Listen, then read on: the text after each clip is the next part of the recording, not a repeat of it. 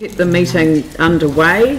We've got an apology from Councillor Goff for early departure. Could be late arrival as well. And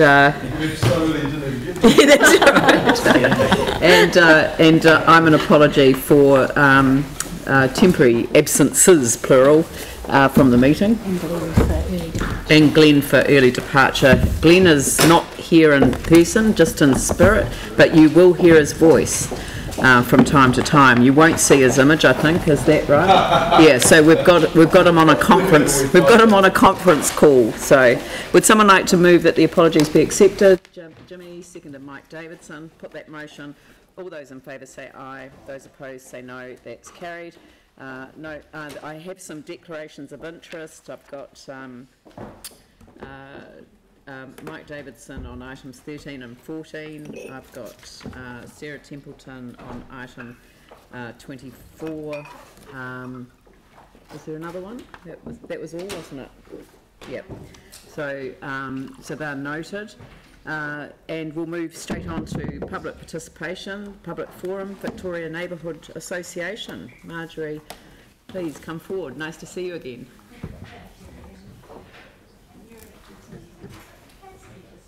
Now, yes, you've got your microphone is now on. Okay, good. Thank you. You should all have a copy of a little brochure. That's what we used for the launch of our book. And there's one sitting on this empty space here, and I don't know where the other one is, but we've got one going this way and one this way, so you know what I'm talking about. So first of all, thank you for the opportunity to speak today. There are some others that were coming from the Victoria Neighbourhood Association to show you that it's a group effort. There's a few here that can put their hand up. I also asked Gareth Wright, but I don't believe he's here, from your own Heritage Response team to join me because he was so incredibly helpful, above and beyond expectations while we were working on this. One of the books circulating is his. It probably has his name on the front, and I'm sure he's going to want it back. So before I launch into what the book is, just some more thank yous, because I'd really like to thank Dion, who... There he is. Dion and Bruce Coleman, one of the staff members, Ruby, I think it's Sione, and Sally Buck for their support through this project. We'll be presenting a copy of the book to the community board next week. So, what is this book that some of you have in front of you? It's a celebration of our neighborhood. And you can see there's photos and there's lots of text. There's photos of us doing things. There's photos of houses. There's photos of buildings. It's a celebration of our neighborhood, which most of you will know, but just in case. It's Victoria Street, Beeley Avenue, Colombo Street, and Salisbury Street, and it's known as the Victoria Neighbourhood Association area. This book is also an acknowledgement of the importance of history and of heritage to neighborhoods such as ours. So we started the project in 2000 with a Council Millennium Grant. Those of you who were here that long ago will remember that you gave Millennium Grants for various projects. We took photos of all the houses in our neighborhood at that time, not knowing how many of the little workers' cottages we would be losing a few years later, but we wanted to capture all of that as developments were occurring.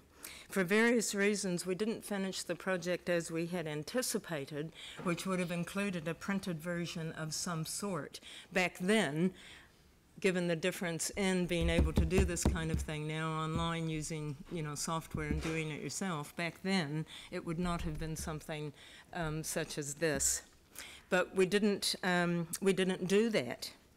This time, we collected up all those photos, which we had, some already printed, some not. We added many from the 1980s and even earlier, and then some more following the earthquakes and showing the impact of that on our neighborhood. And then we photographed all the houses and buildings. Last time it was only houses. This time we included buildings on Victoria Street and Colombo Street in particular that are not residential. And we did that between October 2017 and early 2018. So that's what this book represents. It has the history of the street names. I found some very interesting things that the city council back in the very early days, like late 1800s, early 1900s, had done. And some of that is quoted in here. The brochure that you have in front of you lists everyone who contributed, and you will see that it was truly collaborative, including several businesses and people very far afield who heard about it through various means, often not directly from any of us. So it was really quite overwhelming, the support. So this final project is more complete and more elaborate than even we expected, but once you start, you can't stop.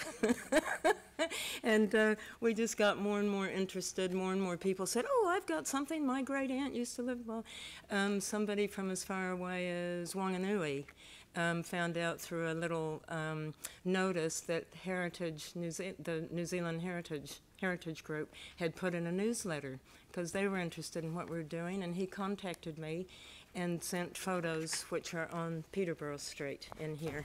So the project to us exemplifies many of the goals in your revitalization plan and Project 8011 in particular, which incidentally we do fully support and are looking forward to having involvement.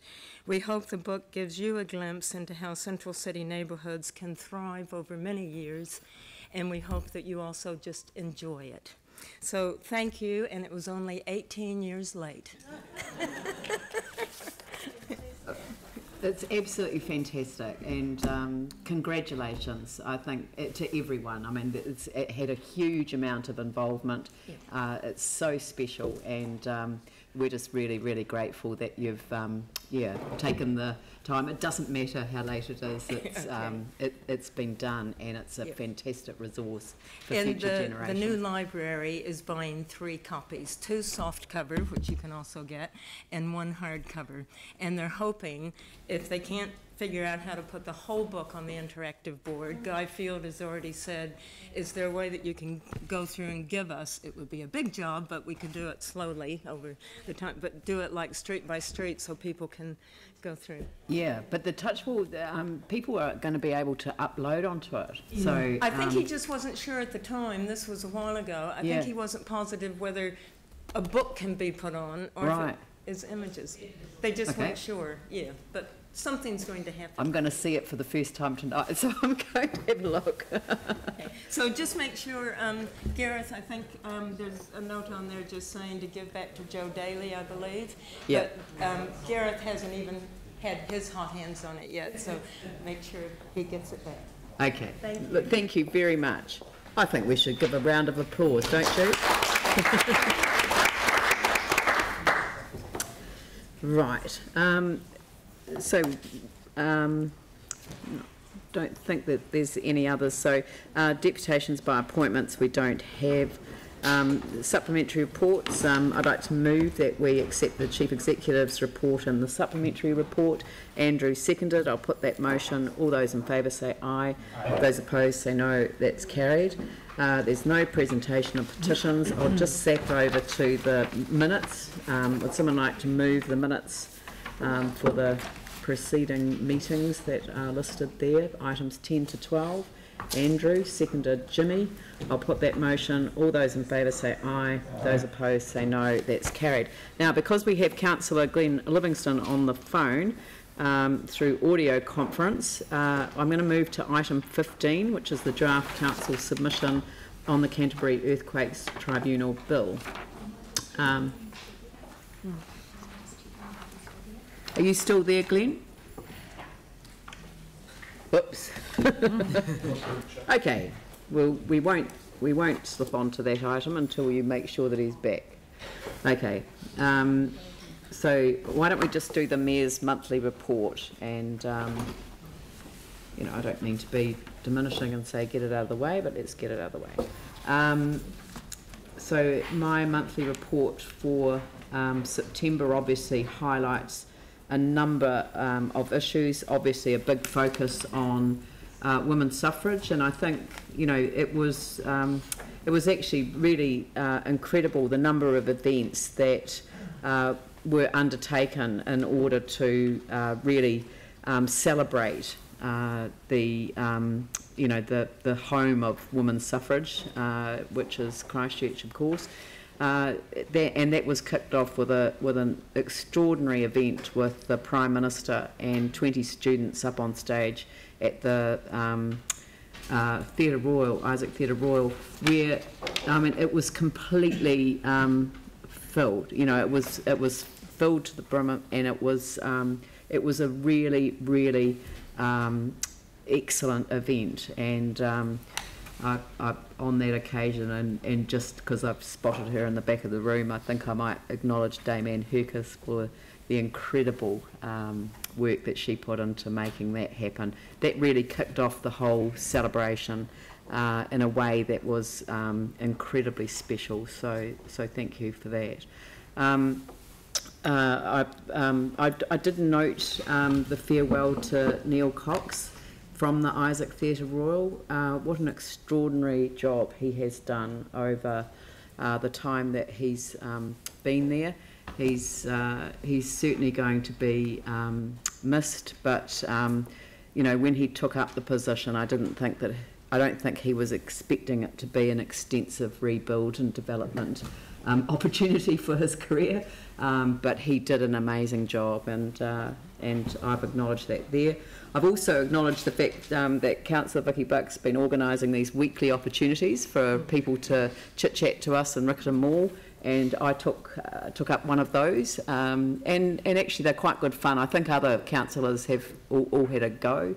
If you haven't, I highly recommend it. It's actually quite good fun, and it's a nice way to engage, and the coffee's actually very good, so that's always important to me.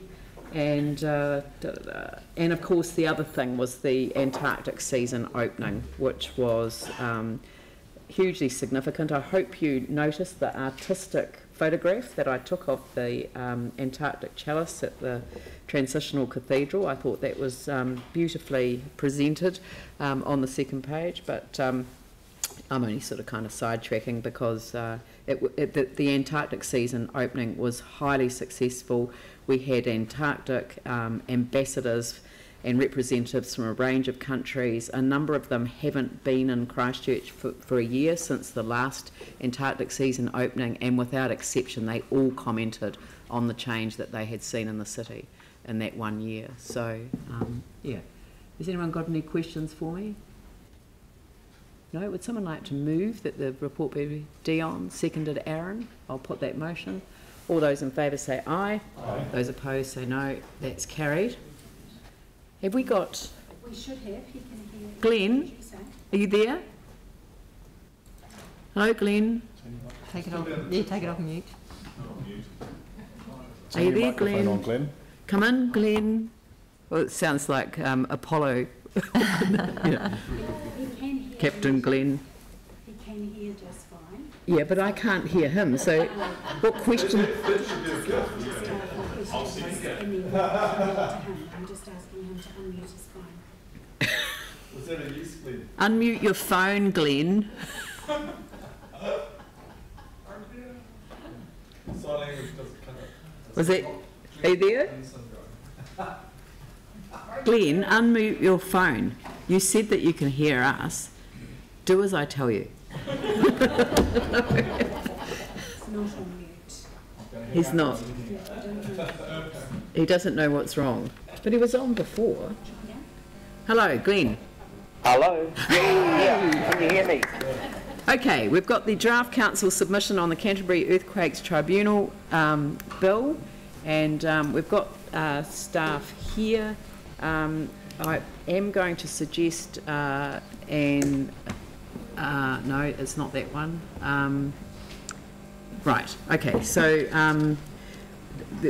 I think somebody wanted to kind of raise the fact that within the submission we should acknowledge that we funded the Canterbury earthquake advocacy service, CS, Yep. and supported Yes. them with office facilities here. Yeah. So I think it would Yep. be worthwhile noting that.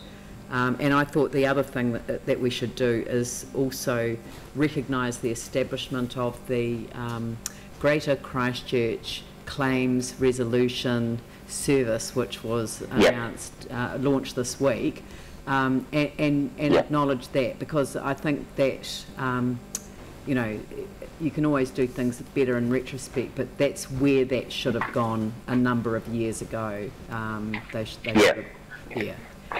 Okay, Glenn, you're the one that's really excited about this, so far away. I guess I just had one question before, if I may make a few points. Is obviously, it's, you know, I'm not a parliamentarian, so I don't understand how these things work, but it's a kind of bespoke piece of legislation. But just thinking ahead to when the Alpine fault does shift, how does this work? You know, is it the kind of legislation that can be reinvented or used as a template for a future event, so that in the event the Alpine does go, you know, it can serve, so we've already got something in place that, you know, can be used further afield?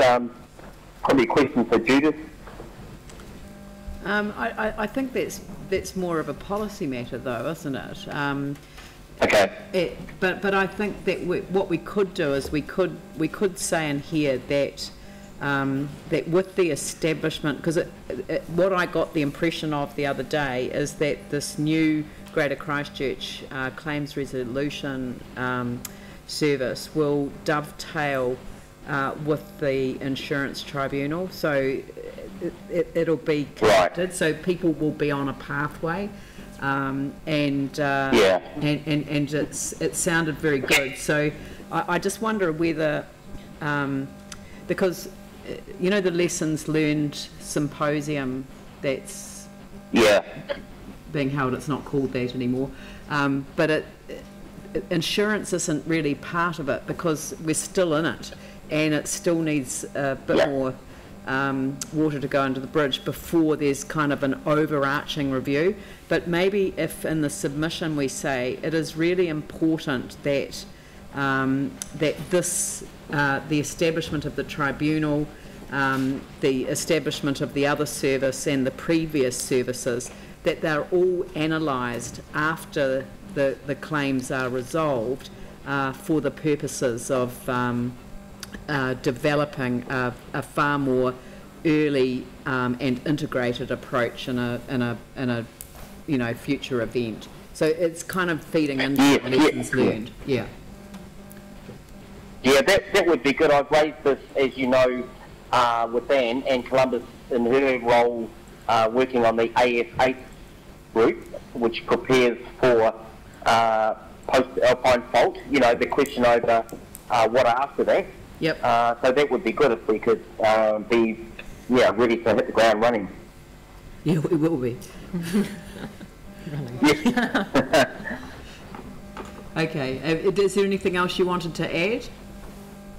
Yeah, maybe a couple of things. I don't want to take up too much time, but I guess the whole push for this tribunal, and it's so important that we do submit on it, you know, came out of this council, and it really came out of a lack of simple courtesies for policyholders. So there were things such as phone calls and emails not being returned from private insurers. And what I like about this is this really, now with the tribunal, will turn the tables. So no more, you know, deny, delay, defend. The insurers have to front up.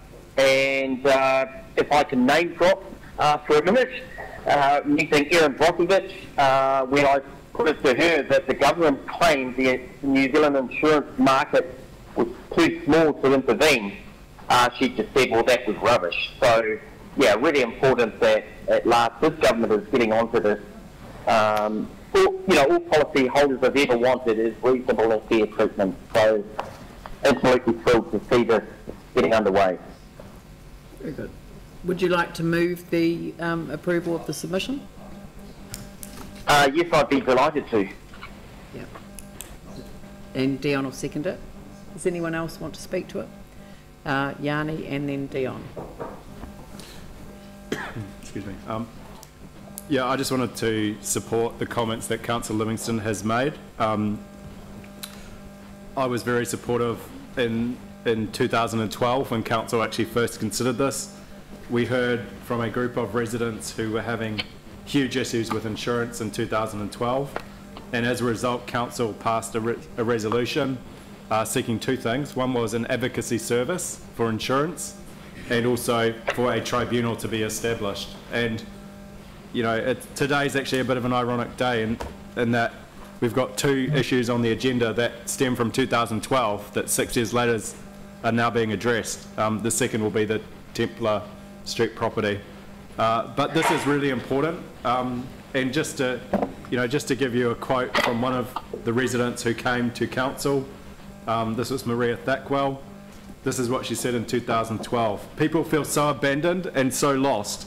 And I think emotionally, maybe that will give them the strength to fight a little bit more, because people have just about had it. That was 6 years ago, and we're only seeing this set up now. It is long overdue.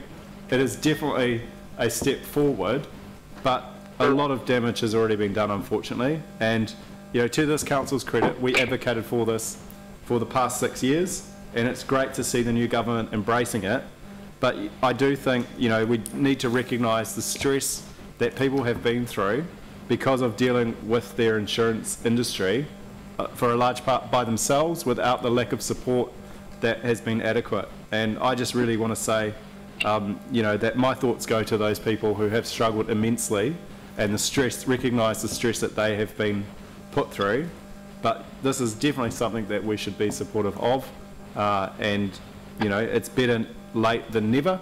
But I think there's a huge lesson to be learned that people need help with insurance after a natural disaster the size of which we faced, and I'm totally supportive of this resolution in terms of the submission and the tribunal being set up. Thank you. Dion.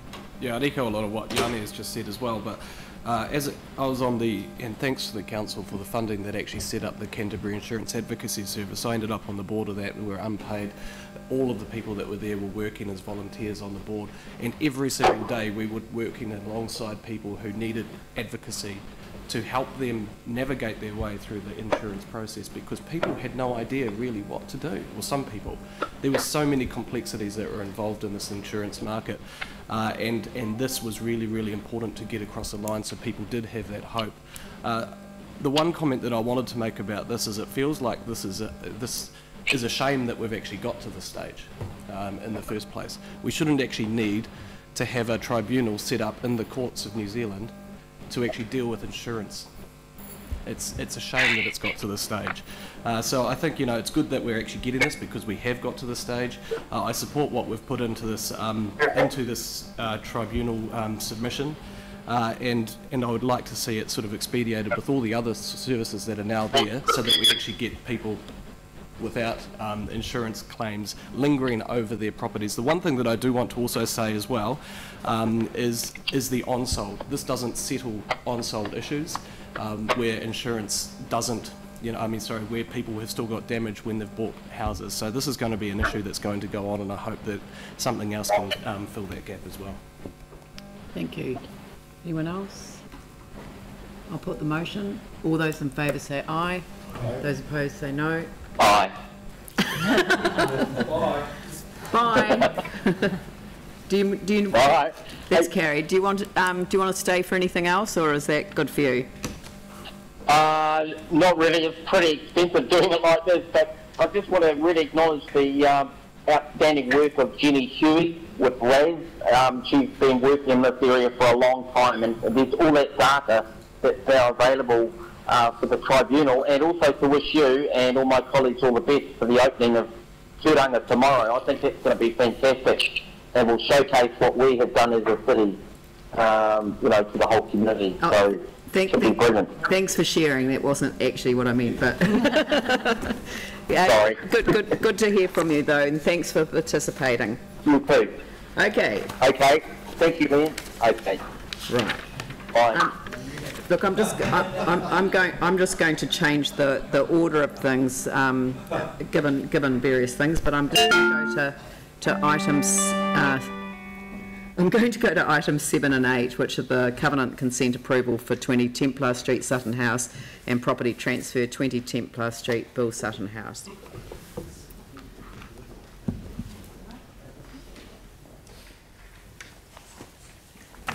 Morning. Good morning. Morning.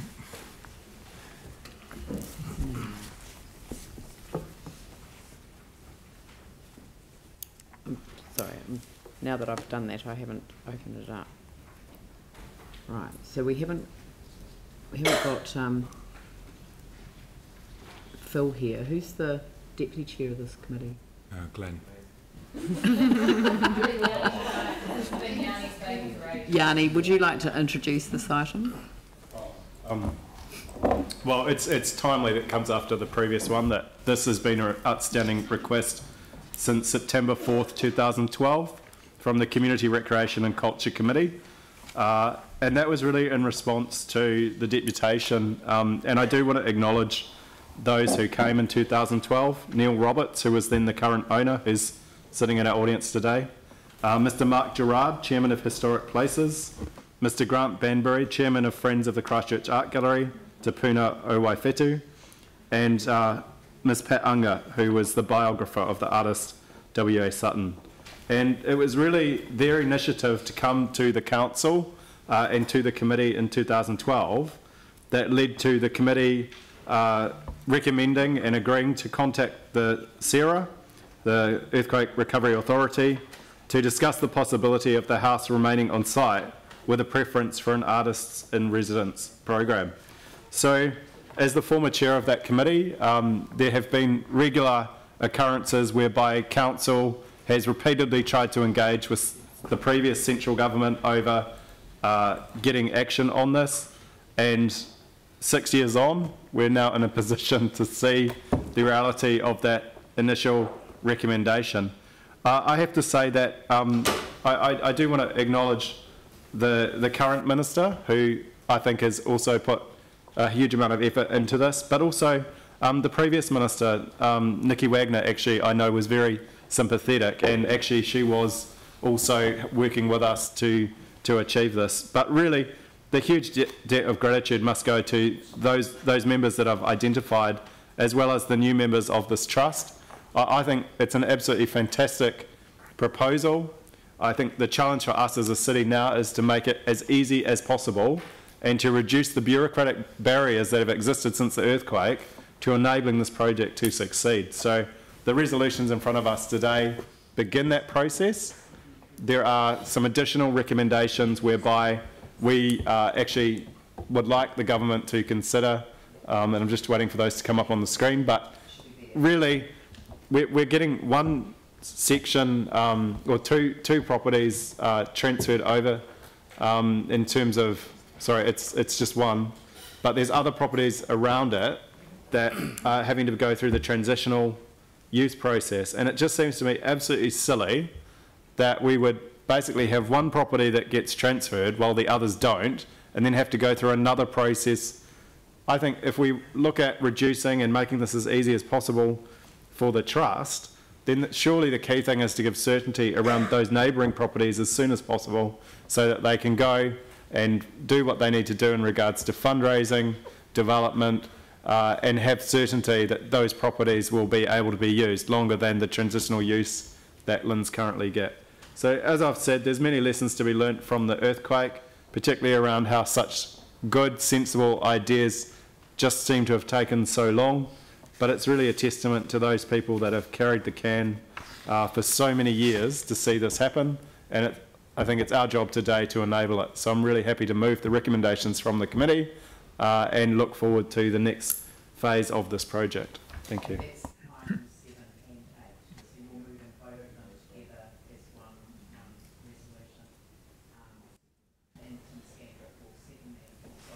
Turn my microphone on, I'm broken the rules myself.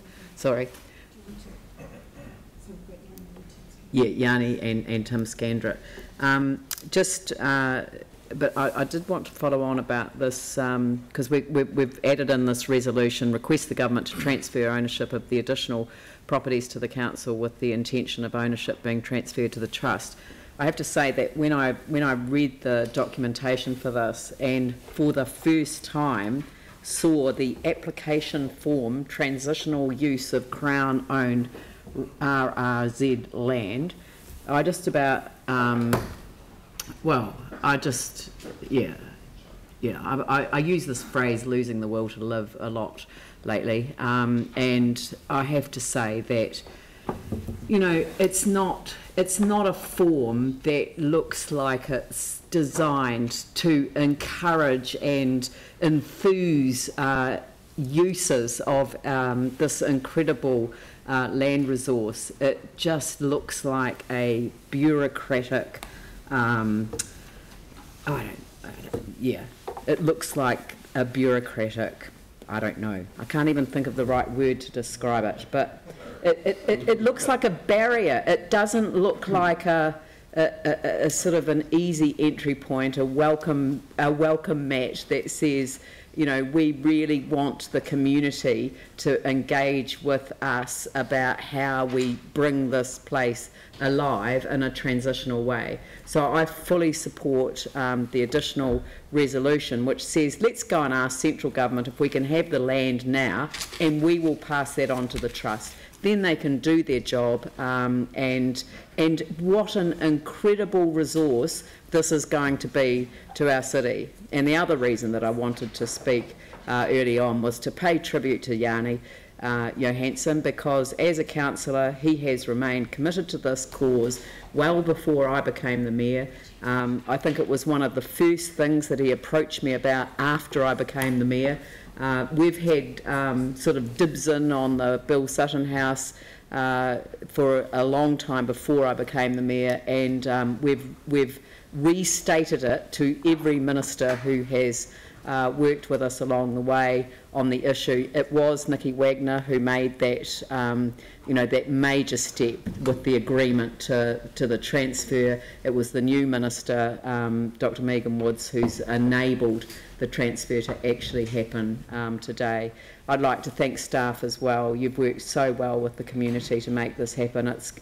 You know, you're going to feel really proud when you see that place open, and I'm sure we're all going to go to that and know that it's going to be a great asset to the city. So, thank you. I've just seen the wording of the new resolution.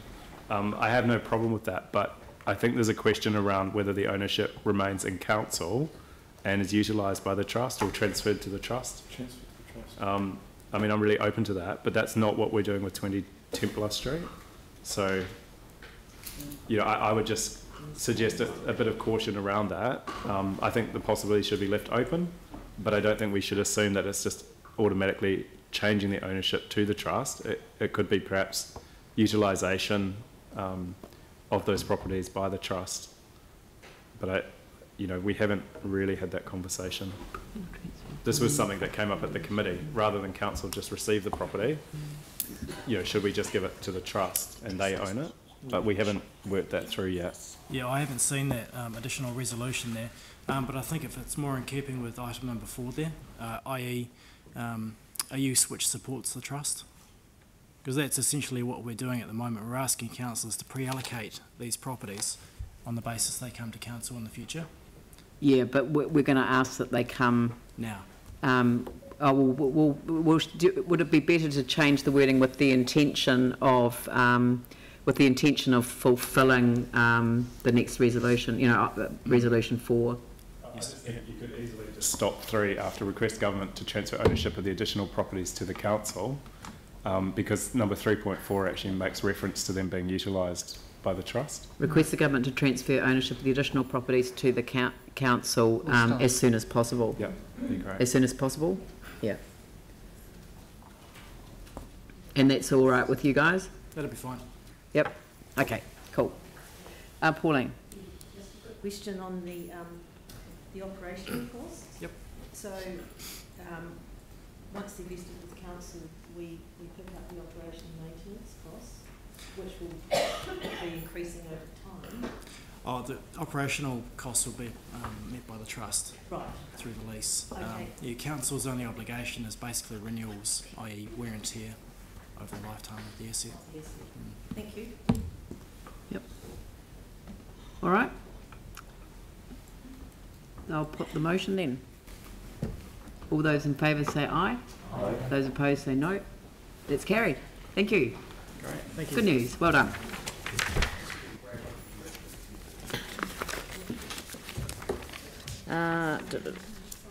Sorry? Number 5. Okay. Approval for a Central City Landmark Heritage Grant for the former Chief Post Office Building, 31 Cathedral Square. Again, it's the same thing. Sorry, Aaron Kewen is happy to move. Do I have a seconder for it? Vicky? Are there any questions? Mike? Thank you, Brendan. Just a couple of questions. Obviously, there's 2 applications from this fund, which will mean it will dip into next year's budget.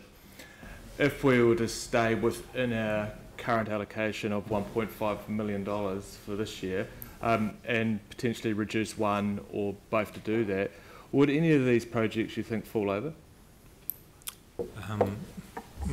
Not sure. It's hard to say.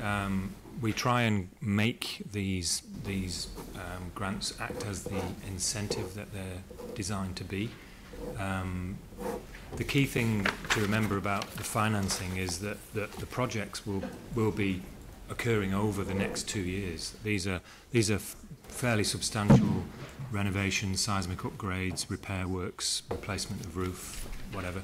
These are long projects that are going to take 2 years, so they will fall naturally over 2 years anyway.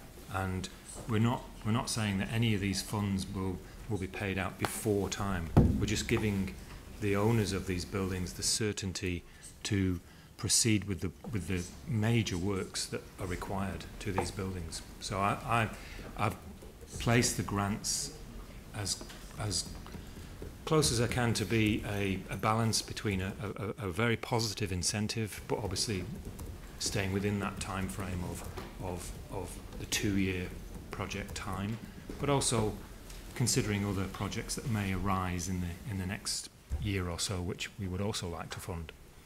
And do you envision there to be any more projects coming along potentially within this financial year, seeing as we're going to exhaust it all for this year and dip into next year's one?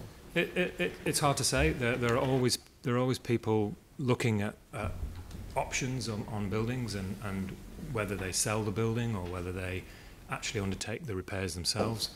But these 2 are ready to go, and they're in absolutely key locations in the city that will benefit the land around them, the land and the spaces around them. So it seems the logical thing to support them if they're ready to go. They've gone through a long process of fighting with insurance companies over the last 5-6 years. They've finally resolved those issues, so they're ready to actually undertake the works, and everybody should benefit from that.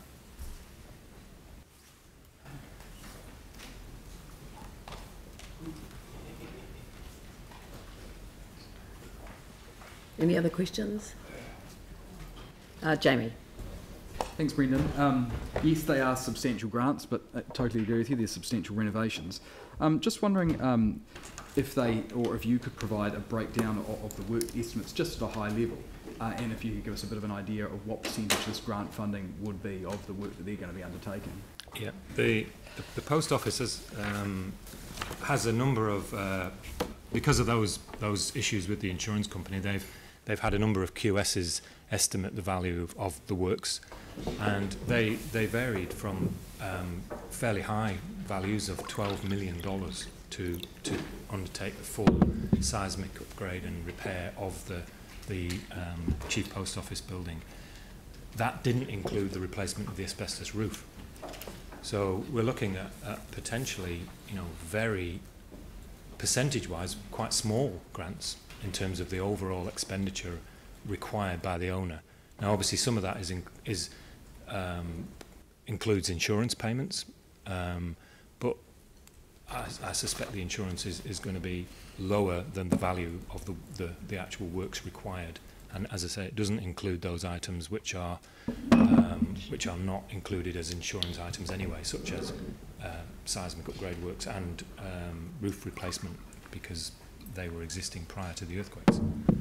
So percentage-wise, I haven't got an actual figure, but just looking at it, you're looking at, if it's a grant of 900,000 and potential $10 million, let's say, of work, then you're looking at a 10%, less than a 10% grant.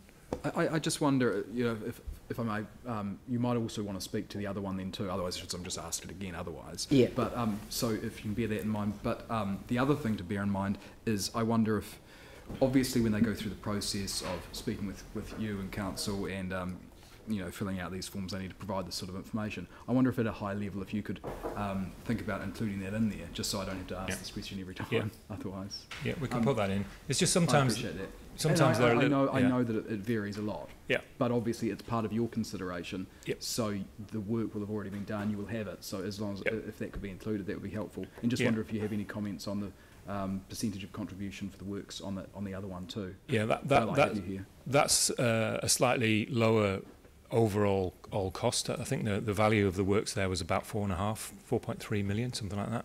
So again, but the same amount of grant funding. It's very hard to tell until they actually go in and start undertaking the investigative works and getting prices from contractors. It's hard to know exactly what the spend is. There's a difference between what you'll put forward as a worst case scenario for your insurance company when you're in dispute with them as to what they should be paying, as opposed to the actual contractor who has to price the job and yeah. So, but these the grants, to me, they seem to be about the right level from previous experience that we've had with these large projects. They're sufficient to act as an incentive. They will encourage the works to actually occur within 18 months. Because at the moment you've got a building that's just sitting there. It's sat there for 6-7 years. We're trying to incentivise that work to take place. Yeah. Thank you. Yep. Are you of a mind to do the two papers together? Yep. Okay. Well. To be honest, I'm actually of a mind to just go for the first financial year for the second one. I'm fine with 900,000 grant for number 5, but number 6, dipping into the second year, is, you know, for a building that's substantially smaller and with substantially less work to be undertaken. You know, these are extraordinarily large amounts of money, and I just don't. Okay, we'll just deal with the first paper then. We'll just deal with the first paper. Did you want to speak on the first? If we're dealing with the second one separately, I'll keep my question for the second. Okay, all right. Okay, so is there any discussion on paper 5, which is the former Chief Post Office building? Andrew, Dion, and then Aaron. So the comments that I'll make are relevant really to both papers, but we've got an opportunity in front of us today with an owner of this building who is willing to work with us to save this building. It's a building in a prominent location. It's a building that's prominent. There's currently a prominent blot on the landscape because it hasn't been able to be repaired, and for good reason.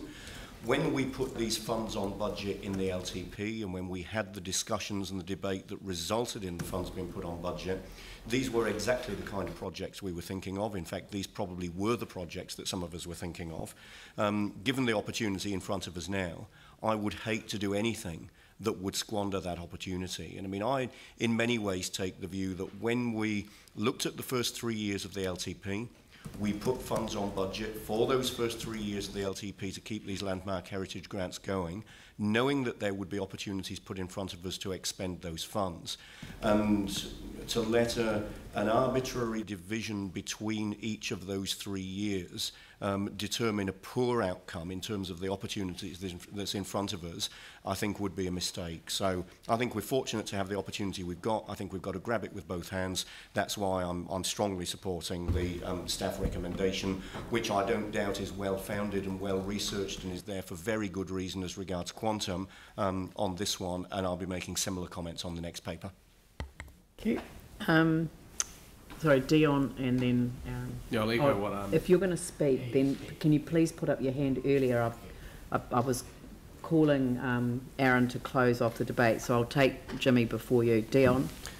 Yeah, this actually is quite a monumental decision to make on the post office building. It's actually amazing that we've actually now got to this point with this building, because it's actually been in limbo for quite some time, and there has been threats of actually losing this building for quite some time. So I actually think this is a really important decision that we're making for Cathedral Square and actually for the heart of the city, because this building is actually older than the cathedral.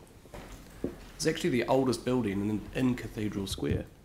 And that makes it absolutely significant. So I hope everybody supports this building getting this grant funding, because this is exactly what this funding is for. We do not want to lose this building in our city. It will add to the social fabric of Cathedral Square as we start to, redevelop and actually look for the soul of what Christchurch's heart will be. I was just looking at reading here. It was actually the first government buildings in Christchurch. And it was also then the Chief Post Office from 1913, and it was the Chief Tourism Office.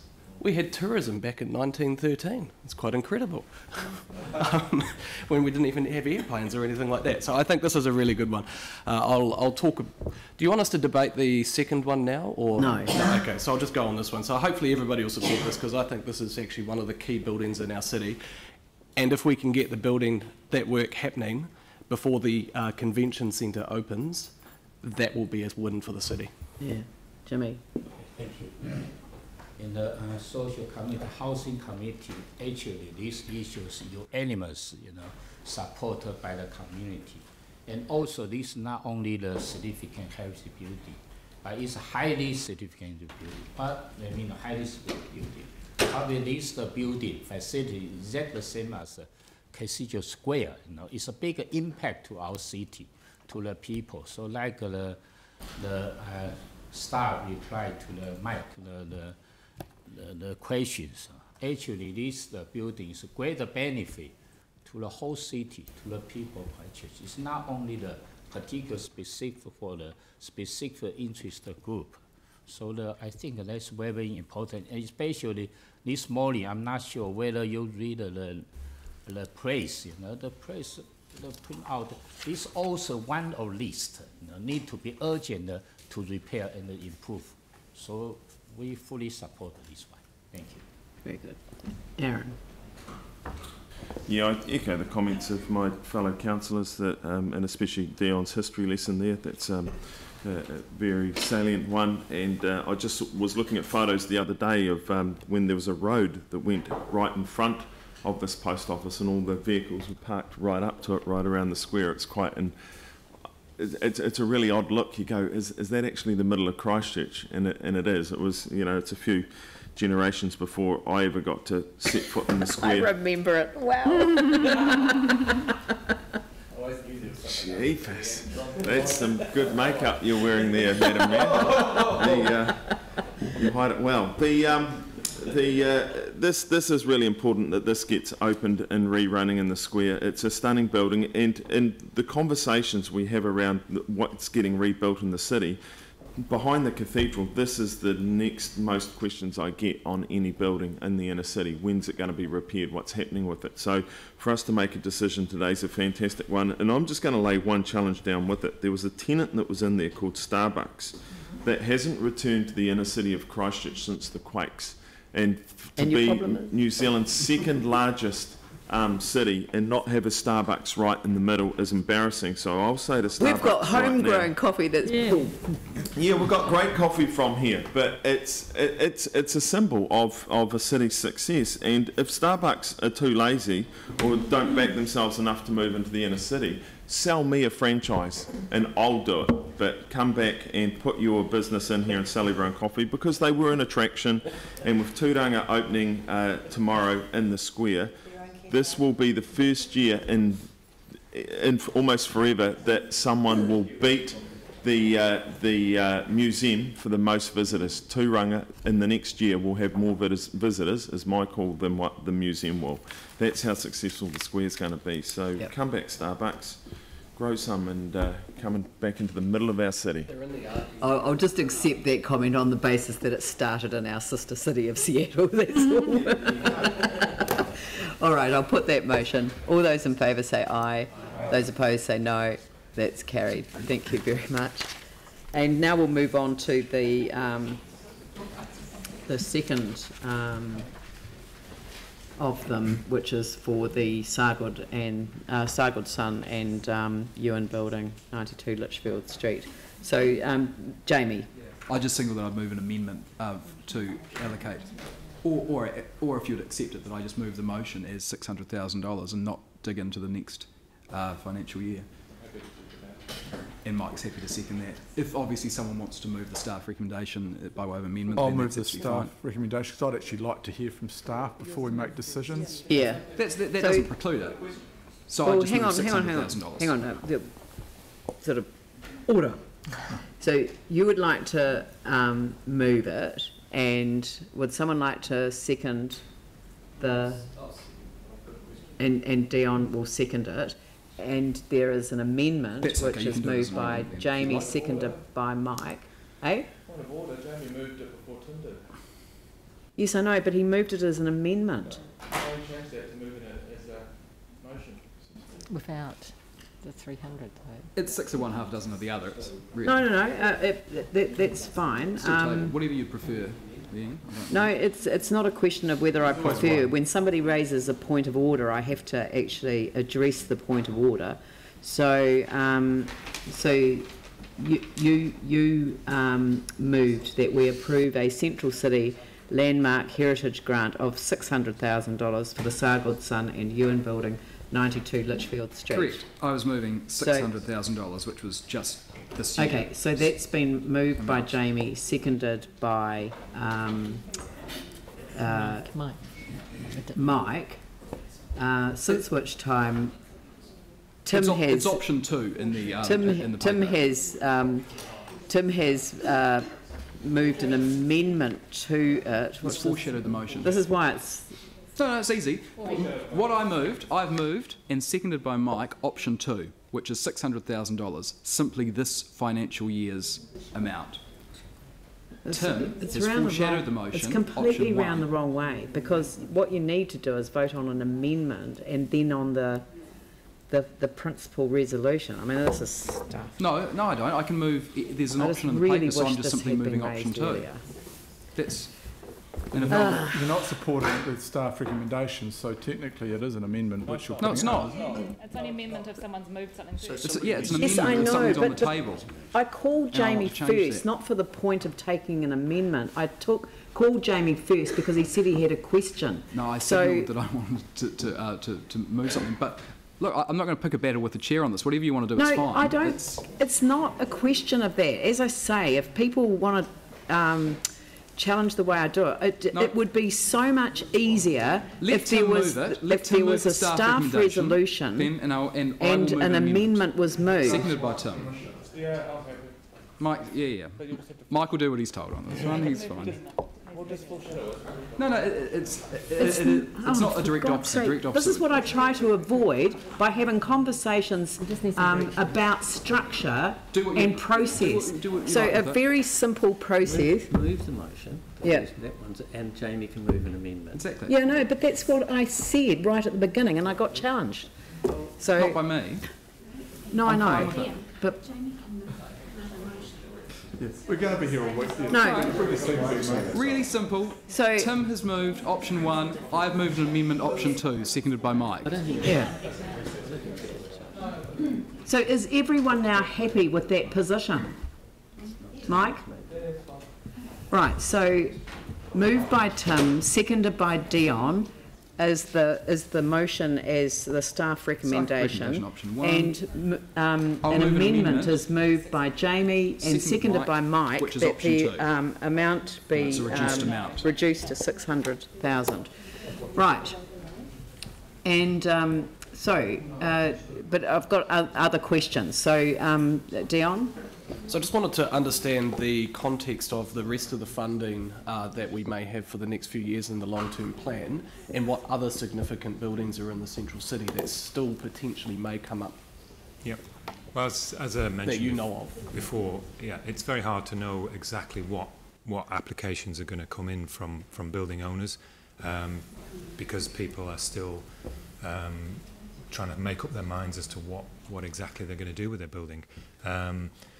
These ones, as I said before, they've gone through the mill with their insurance company. They're ready to go. They're looking for the support. They haven't got sufficient funds to do the works they need. They need those additional grant funds.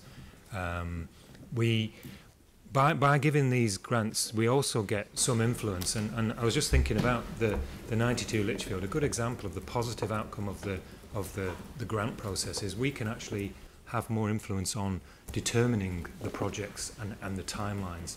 When they started to prepare their programme of works, the last thing they were going to do was remove those containers from Lichfield Street. And we were able to say, well, hold on, that's not positive. Can you not do that first? Do the facade works first.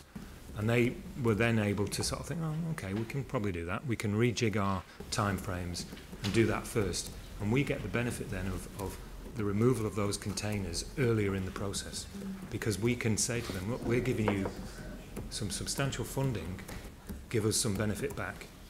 So it's a little bit of but I just better influence. I still don't know. I mean, are there any other buildings that are in the central city that potentially would be coming to us for our grant fund within the next year or two that have significant more heritage fabric or value than this building? I don't believe there are any. There's one other building which would have a significant high status on a par with these buildings. It's the design and that's the state. But we still have, if we went with the option one, we'd still have 900,000.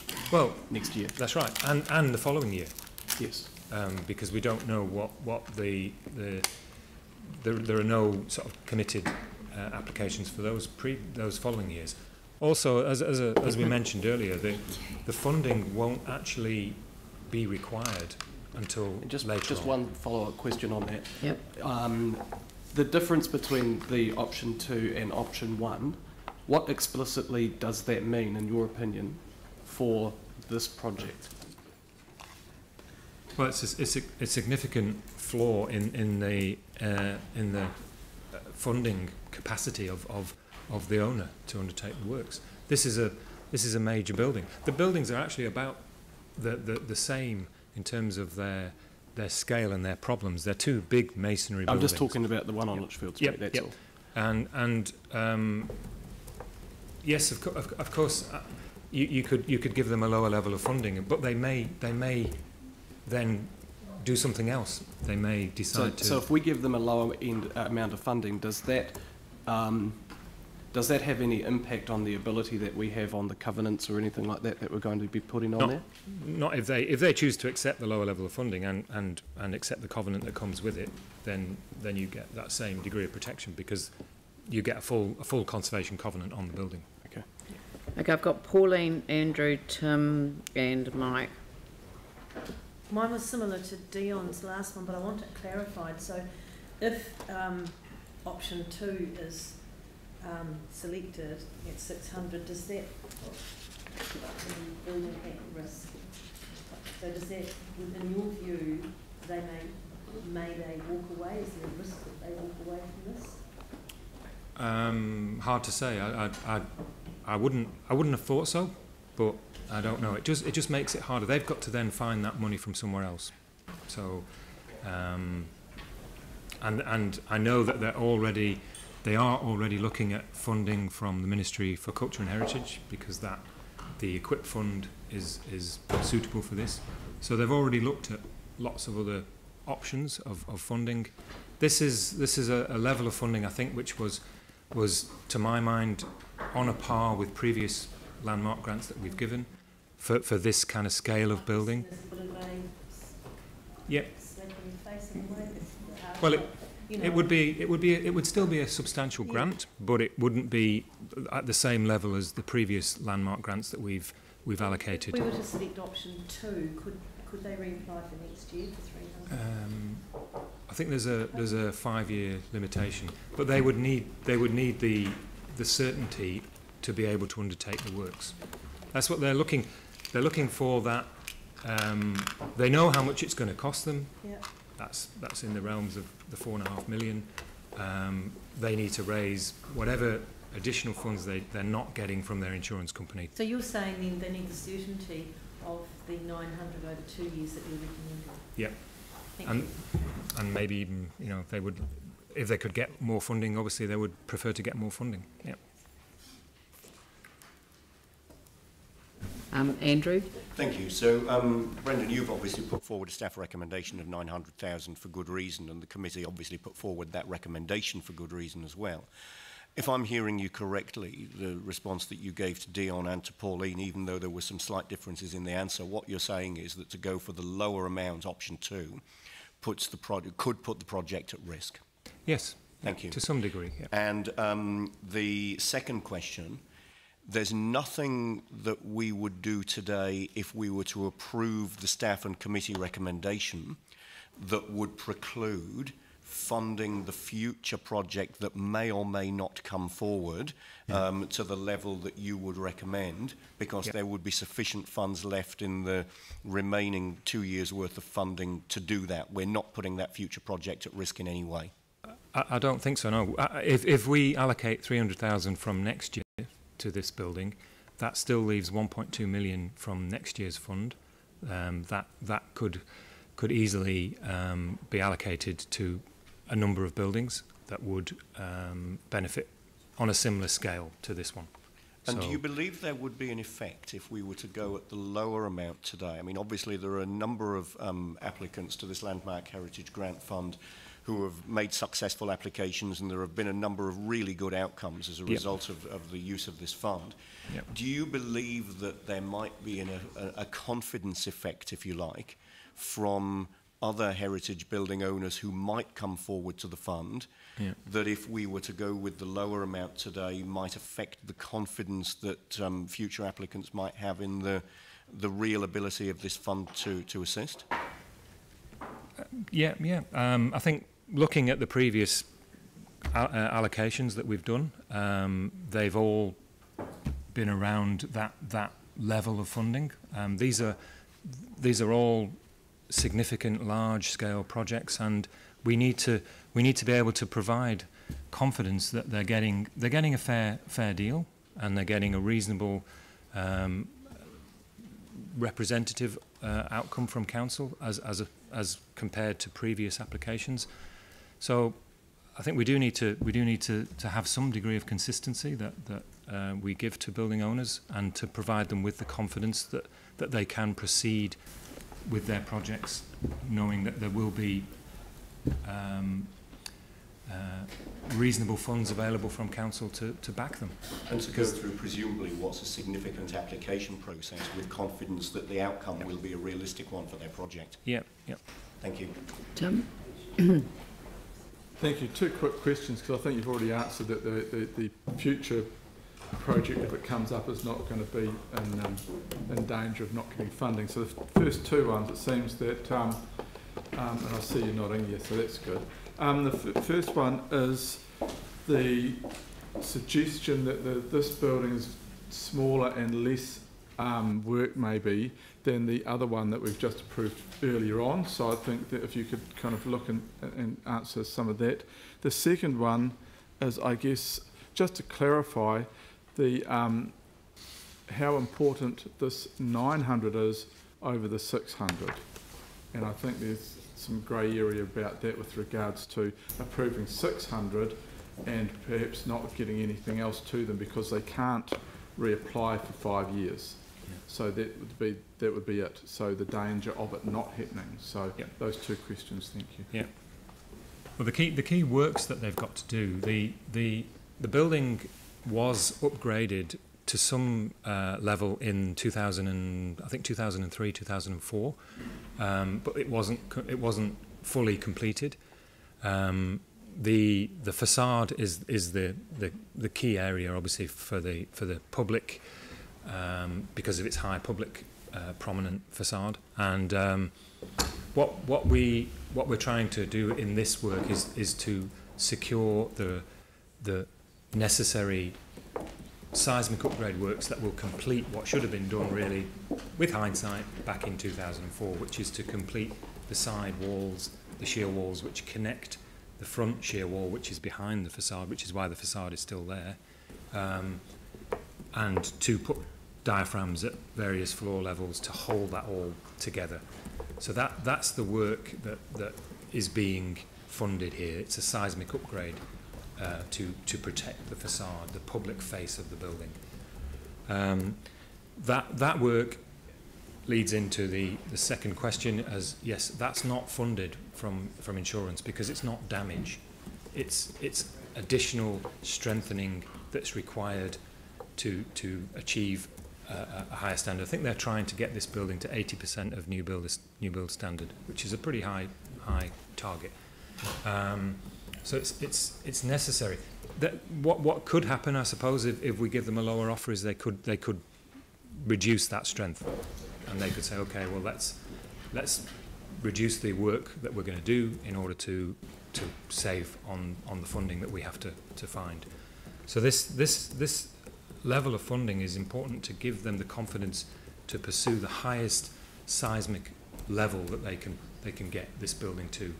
Ideally, it would be 100%, but with a building like this, it's pretty tough to get to that level without actually undermining the heritage fabric that you've got there.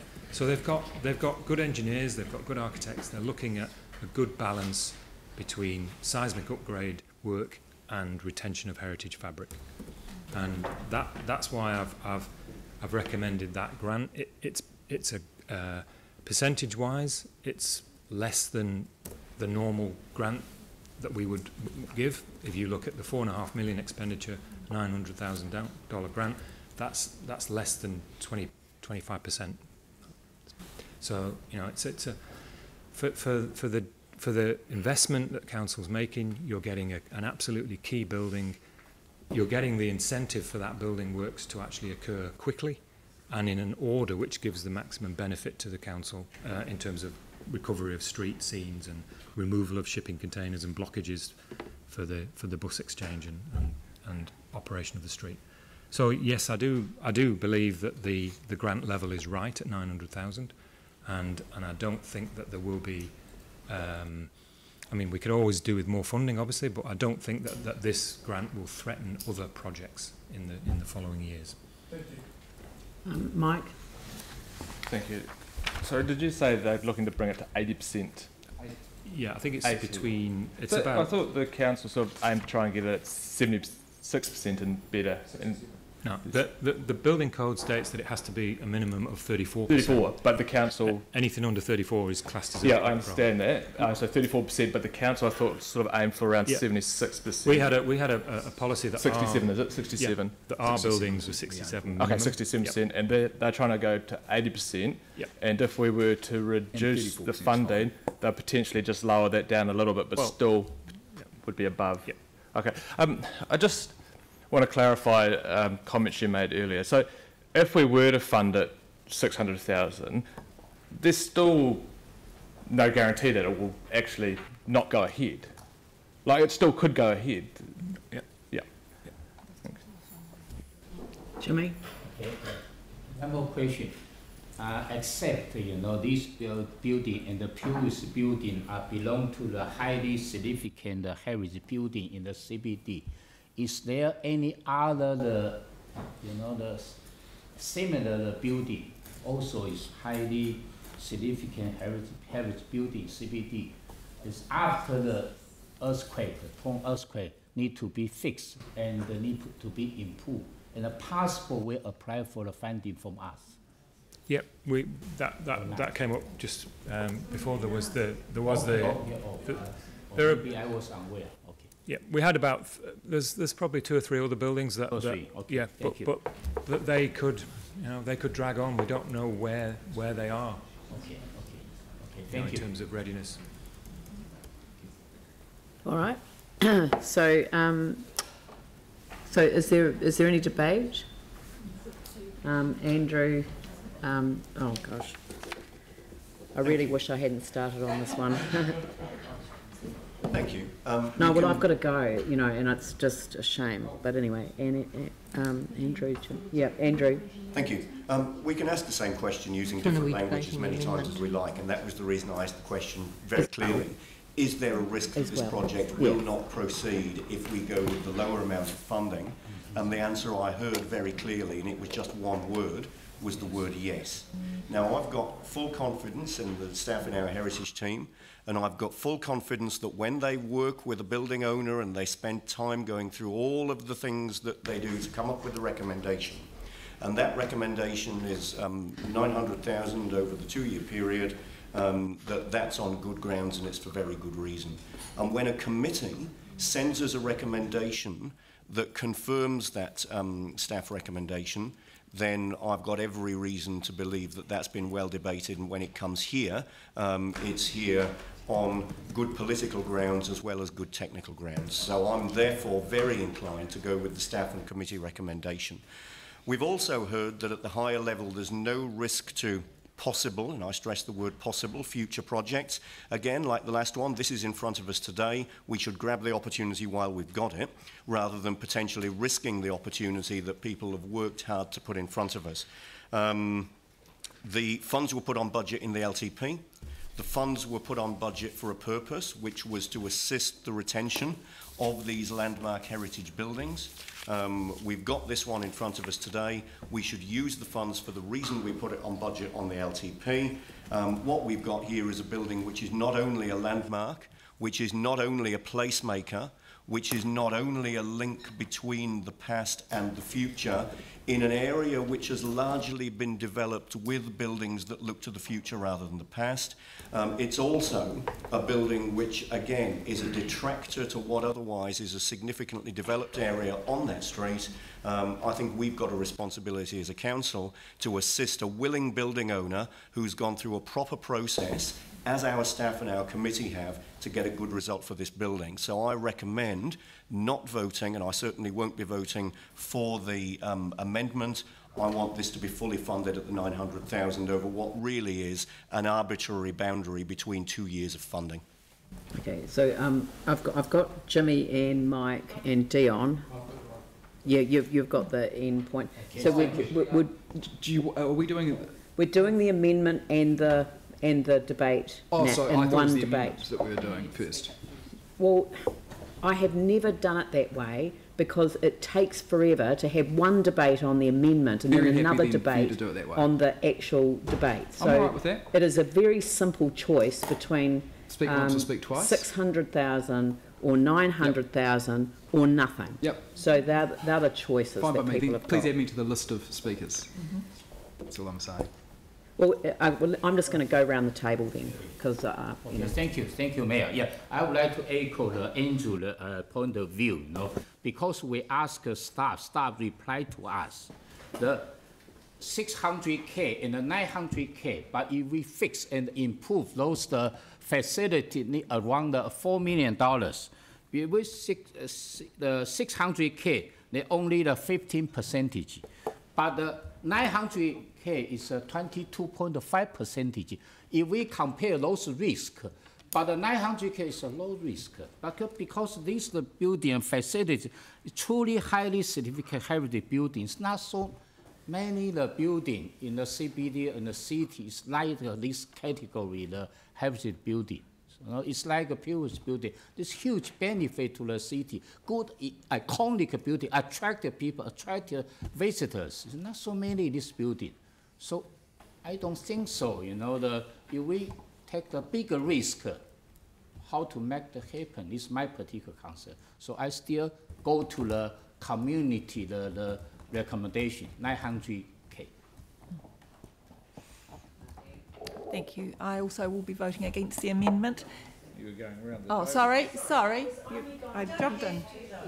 Yeah. Around the table to the people who wanted to speak. Okay. Sorry, but did you want to contribute? I was just going to say I support Andrew's approach that this group here tends to relitigate committee decisions, community board decisions, And we've got a very good decision that's gone through a committee, gone through all sorts of things, and to come here and relitigate it, quite frankly, is just a waste of time. It's 3 in support. Right.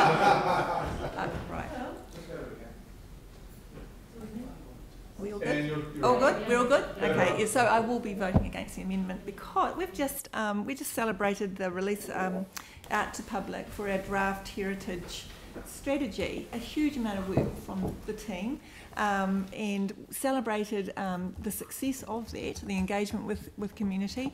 The vision for that is we work together to recognise, protect and celebrate our heritage, which weaves our stories and places together and is vital to the identity and well-being of our communities and the district. So this is about more than just bricks and mortar. This is about who we are and our past and our heritage and where we've come from. So it's disappointing that every time these come before us, we have this debate. So let's just respect and have confidence in this fantastic team who do an amazing job. They are all over this. They know where the money needs to be spent and what needs to be spent on each particular issue, and so I'm really supportive of your recommendations. Thanks. Jamie? Thanks. As the Mayor said, it is a simple choice between the $600,000 or the $900,000. One thing I don't subscribe to is the stall of thought that just because you've got not as many heritage buildings potentially coming up in the pipeline that are going to be applying for this, that you need to then spend as much money as what you can. I would actually stress the fact that it's not compulsory to spend as much as possible. Don't be afraid to challenge spending and pull the reins in when you can. And one of the most important aspects of decision making, I think, is actually consistency. So the post office building is a substantially larger project. It's in a significantly more prominent location, far bigger job, potentially a $12 million restoration job. We've heard that this could be likely close to around $4 million. So $600,000 uses up all the funding for this year, but the $900,000, option 1, uses up not only this entire financial year, but also then starts eating into the next. So the same amount of money for the post office building for this one, we've just approved, just doesn't seem consistent to me for the size and scale of the work. And make no mistake about it, $600,000 is a substantial amount of ratepayer dollars and will make a substantial difference to them. Anything over $150,000 means that a covenant will be placed on the building. So I would just say, don't be afraid to rein this in. Don't be afraid to challenge. You have a $12 million potentially job in the square, of which you're allocating $900,000, and I think it is completely logical to have some consistency and relativity around this, and say that the option that I've moved of $600,000, which uses up this financial year, is an appropriate amount. It's not compulsory to spend as much as what you can. Mike? Thank you. Look, I'm a city councillor, and it frustrates me that people sit around here and tell me that I cannot debate things that have gone through community boards and gone through committees because they've made a decision on it. We have a right as city councillors to actually go against that if we believe that is the right thing to do. And that is what I will do. I respect the staff and the staff's opinion, but it's my role as a city councillor to actually question staff and form my own opinion based on all the information and the debate and the voice of the staff. Like Jamie said, this is actually a substantial grant. $600,000 is a lot of money, as well as $900,000. But we have to look at the budget, and we set a budget of $1.5 million. And as a city councillor, I look at that budget, and that's what I stick to. On the last heritage item, I said yes to $900,000. But I'm sticking to a $1.5 million grant for this year for this fund, and so I'll be supporting the amendment. Dion? Yeah, I actually respect what Councillor Davidson said. I think it's actually fantastic that you've actually raised that, and it's good. And I do agree that consistency is really important. But most of when we're looking at all the historical grants that we've given, to be consistent, they're all around $900,000 or $1.9 million. So consistency is in the eyes of where you look for it. Relativity. Relativity, exactly. Doesn't need to be the same. But no, listen. They're not even. Hey, Jamie, there's no need for that. I'm also going to say that funding these grants fund the heritage aspects of these buildings that aren't funded or that are required because of the district plan, and that generally aren't funded because of insurance. And so we've heard from both of these buildings what we're funding is actually elements that aren't funded by the insurance. So relativity doesn't really play a factor in that. If we want to retain these heritage buildings, we need to fund them to actually what it requires under the district plan, which are rules that we as council implement. And I just wanted to actually sort of say here is there's an opportunity cost here as well. You know, there's a fantastic opportunity to get these I can't swear, get these blimmin' containers off Litchfield Street. Yeah. And that will actually free up the public transport, which we've invested $50 million, whatever, however many dollars into that, gets the bus exchange working properly, actually can fix that cycle lane that's on Litchfield Street around there so that it actually have safety for cyclists. I think this is a great opportunity cost that we're actually doing. And I've heard that if we pull it down to $600,000, that there is a potential that it's not going to be done as fast as we're going to want it to be done. And actually, what's the cost of the opportunity of not doing it now versus in 18 months or 2 years or not doing it at all? Aaron? I was at the committee. Right. Tim? Yanni? No. Can I just... No. We've done your side.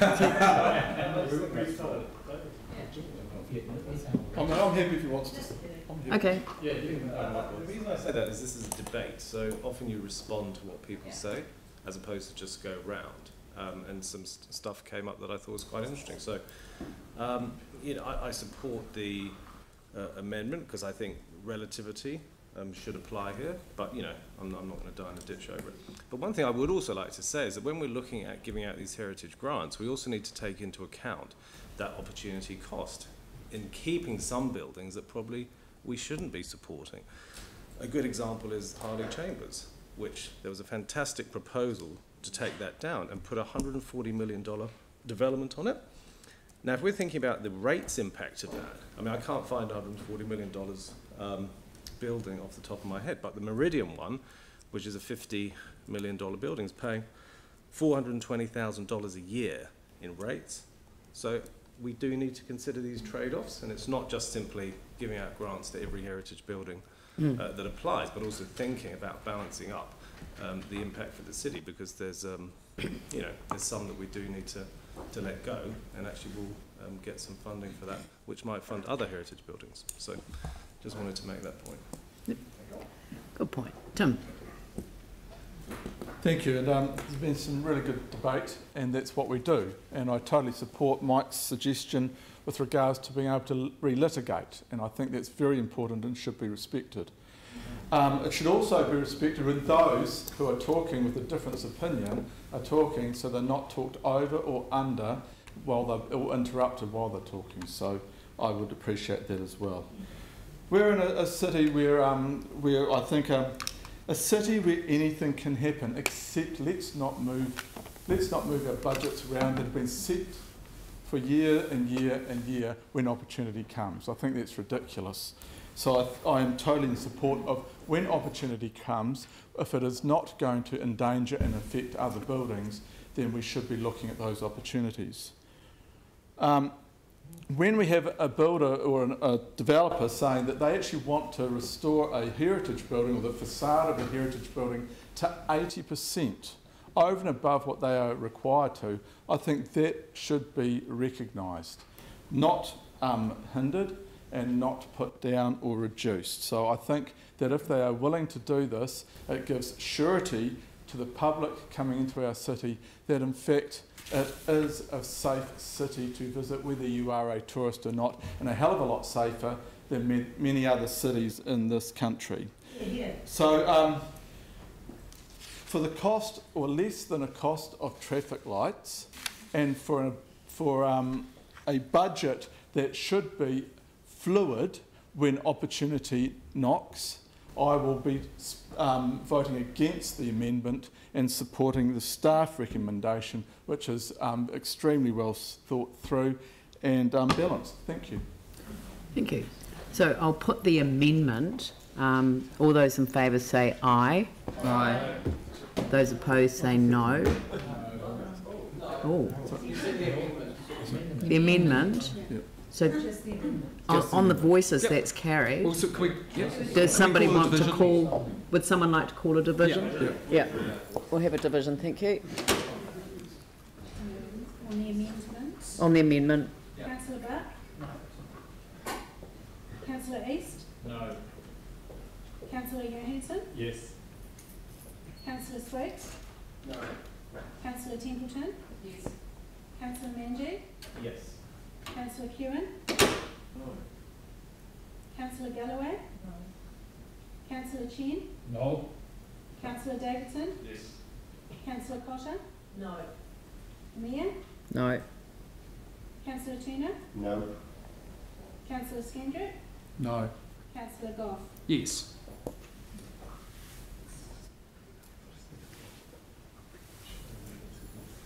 It's lost 5-10. Right. So people do need to sort of use their voices appropriately when they're voting. I will now put the resolution. All those in favour say aye. Aye. Those opposed say no. That's carried. Thank you very much. Thank you, Brendan. Thank you for a significant amount of work. Was that carried unanimously? Listen, I'm going to have to. Excuse me. I'm going to have to go. I would like to do the annual report before I go, so that I can sign a letter of representation. Because I think it would be appropriate that I'm here for that purpose. So, could we turn to item 9, please? And I know that this has been through audit and risk. It's been reviewed. It notes we'll receive a clean audit report, and I mean all the details are set out there. Has anyone got any questions? I mean, it's not surprising. This has been through a substantial amount of work already. So, would someone like to move the resolutions? Raf, seconded Mike. I'll put that motion. All those in favour say aye. Aye. Those opposed say no. That's carried. Could I just say thank you to the staff? Yes, for the work? I was going to conclude with that. Thank you for taking such a strong grilling at the end. I told you you'd get a grilling today. So thank you very much. You've put a lot of effort into that, and also acknowledging the auditor as well. It's been you've worked really hard, and we very much appreciate it. And Thank to keep you. it at 257 pages was quite impressive. Okay.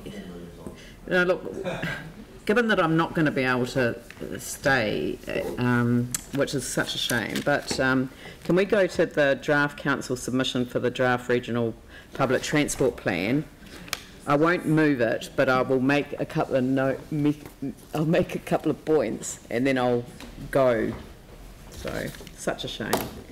Thank you all for your help this morning on my timetable. Really appreciate it.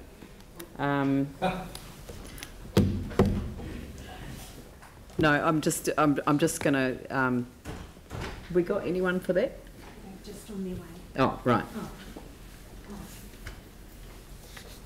Yeah, Aaron? I just had a question of you, because you won't be here, on the CE's report on the millionth tree at Travis Wetland. Was that an 80s revival, because you're wearing pink leg warmers? That was my only question. It wasn't. No. That's what the photo says. Where is it?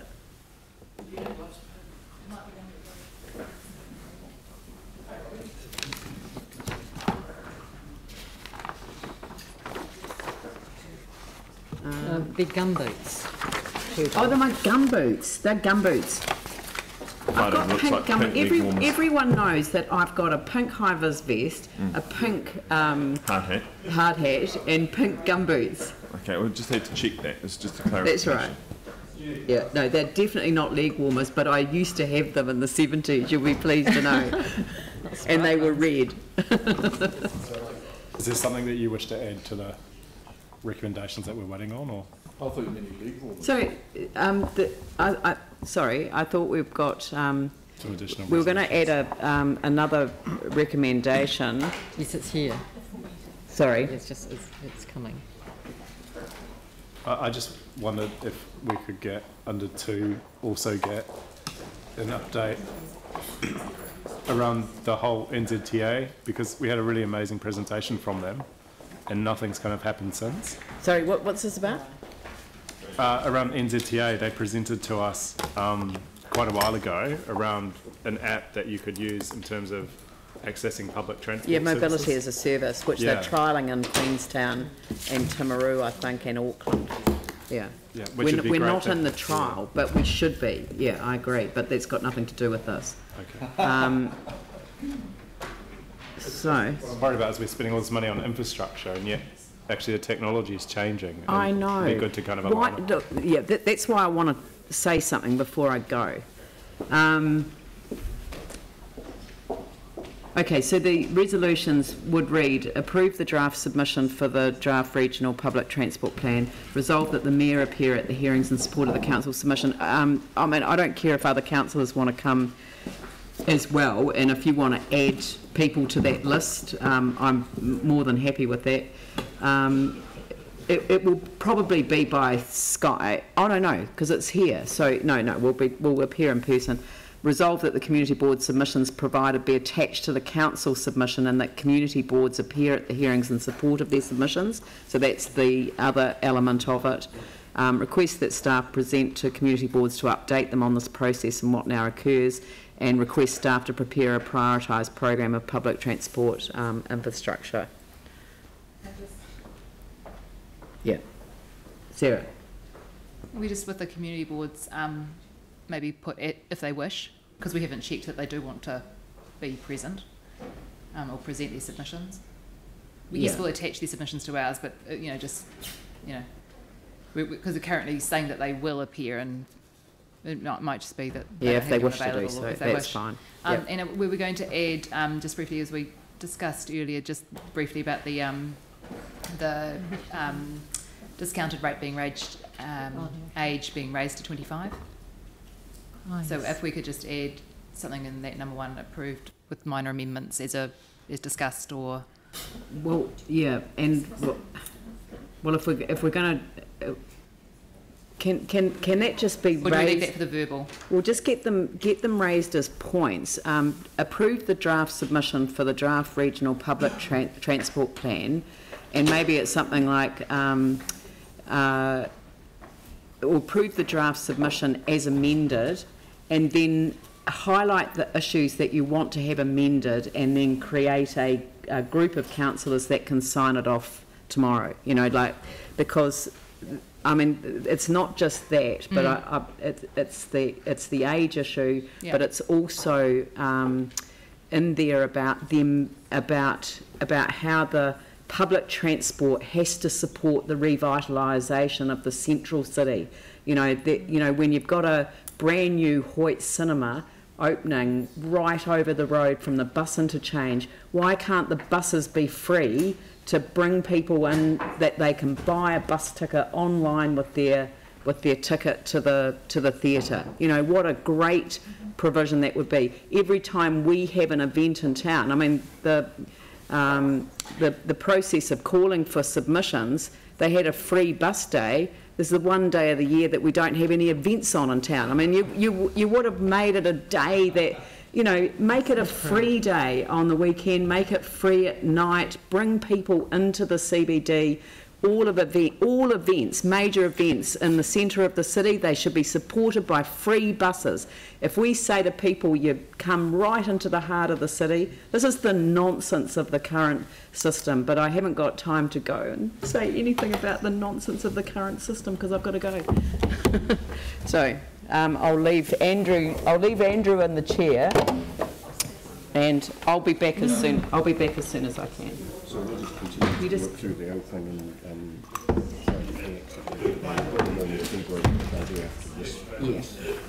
And then, so we'll just keep going.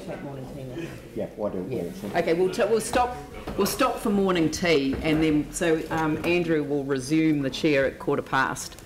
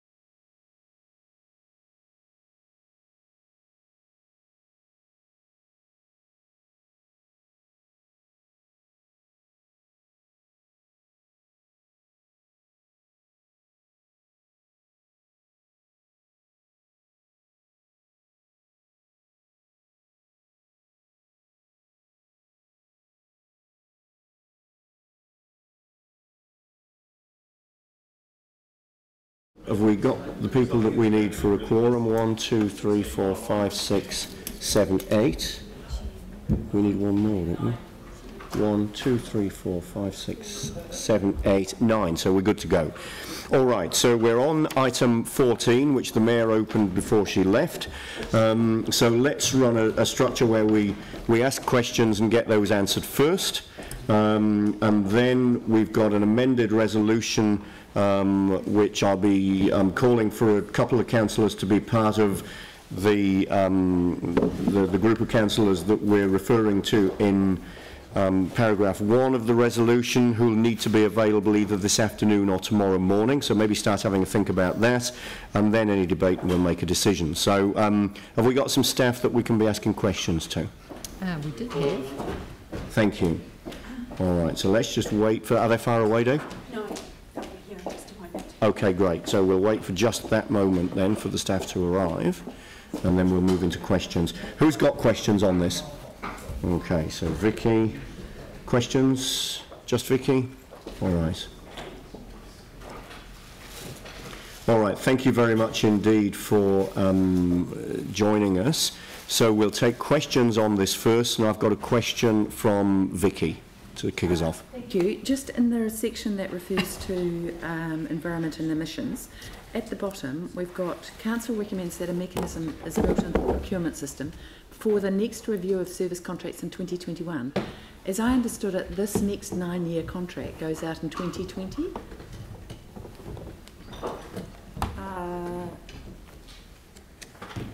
End of 2020, I think. So why wouldn't the procurement have that built in at the start of this contract? That's, I think I understand your question. I think that's the intent. There'll be, the procurement and the contract process will include routines. So as I understand it, this is finished in 2019, the contracts are awarded in 2020 until 2029. So why would we leave any review of the procurement system until the 2021? It's meant to be the same day. Oh, is that just a typo? Yeah, it should be 2020. I've been advised it should be 2020. Because it's what? It should be 2020. Okay, so can we be very clear in that section of the thing that Council recommends that the procurement system is very clear about its preference for zero emission vehicles before any of these contracts are granted? Yeah? Very appropriately weighted, yeah. Yeah. Be as stroppy as you like.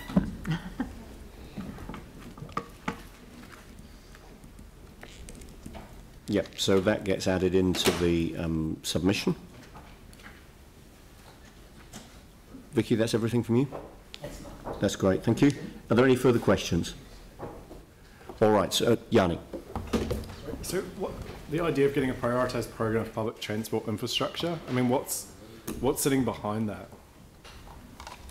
Like, is that bus interchanges? Is it basically an expectation that we fund new technologies or super stops or Could be all of the above. It's just at the moment it's a bit like pulling together a program like you have for MCRs. But at the moment our PT investments kind of spread throughout the LTP. So given that we've been told that this isn't going to provide certainty around the roads and that's subject to further engagement and consultation at some later stage, how can we know where to put our PT infrastructure? And where to prioritise it. And how to prioritise it? Yeah, well the core routes aren't changing, but also the prioritised public transport program would feed into the next LTP, at which times the routes would be set. So the route review starts early next year. It's kind of the next step of this plan. So I guess what I'm trying to understand, like, and given that I represent an area that had their bus services cut, and people were really unaware of it, people were really upset by it, is in terms of submissions through this process, this high-level document, is this going to enshrine those routes being lost from those communities? No, that's the next phase. But if this document doesn't highlight that those routes are important, or those areas are important, then doesn't that give basis for ECAN to say, we're not going to put routes through those areas? I'm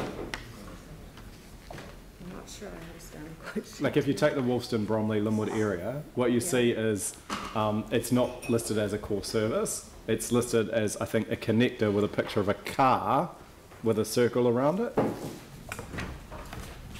Okay, so let's get an answer to that question, but I think it's important that we keep the discussion focused on the content of the matter that we're submitting on and the content of the submission. That is the content. Yep. And so, you know, I'm just trying to understand if we should be accepting of the lack of detail around the non-core routes, or whether there's, or what the risk is if we don't highlight areas where we would like bus services where they're currently being cut. So the map, the network structure in the document includes a crosstown link between Linwood, Burwood and Tairoa QE2, which I think covers the areas through the east that you were concerned about. What we don't know is the exact routing of that at this stage. Yeah, sorry, if I hold up the map, there's a big disconnect through this area. There's no core service. So is there something, Yanni, that you're wanting us to put in the submission that's not there that kind of captures what you're saying?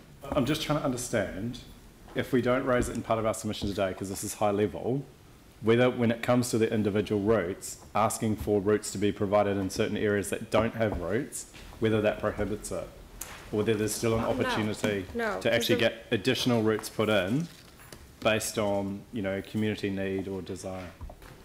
No, it won't preclude it. I personally think that's the next step of the route review, because the policy, the plan has policies in it that provide for different types of services. Just because there isn't a core route service that's going to have dedicated bus priority doesn't mean there won't be services in some of the area. They just might be different. They might be smaller buses, they might be on-demand buses, or if there's scope, there might be a scheduled service. So that's in the route review. But if you're that concerned about it, put it in the submission.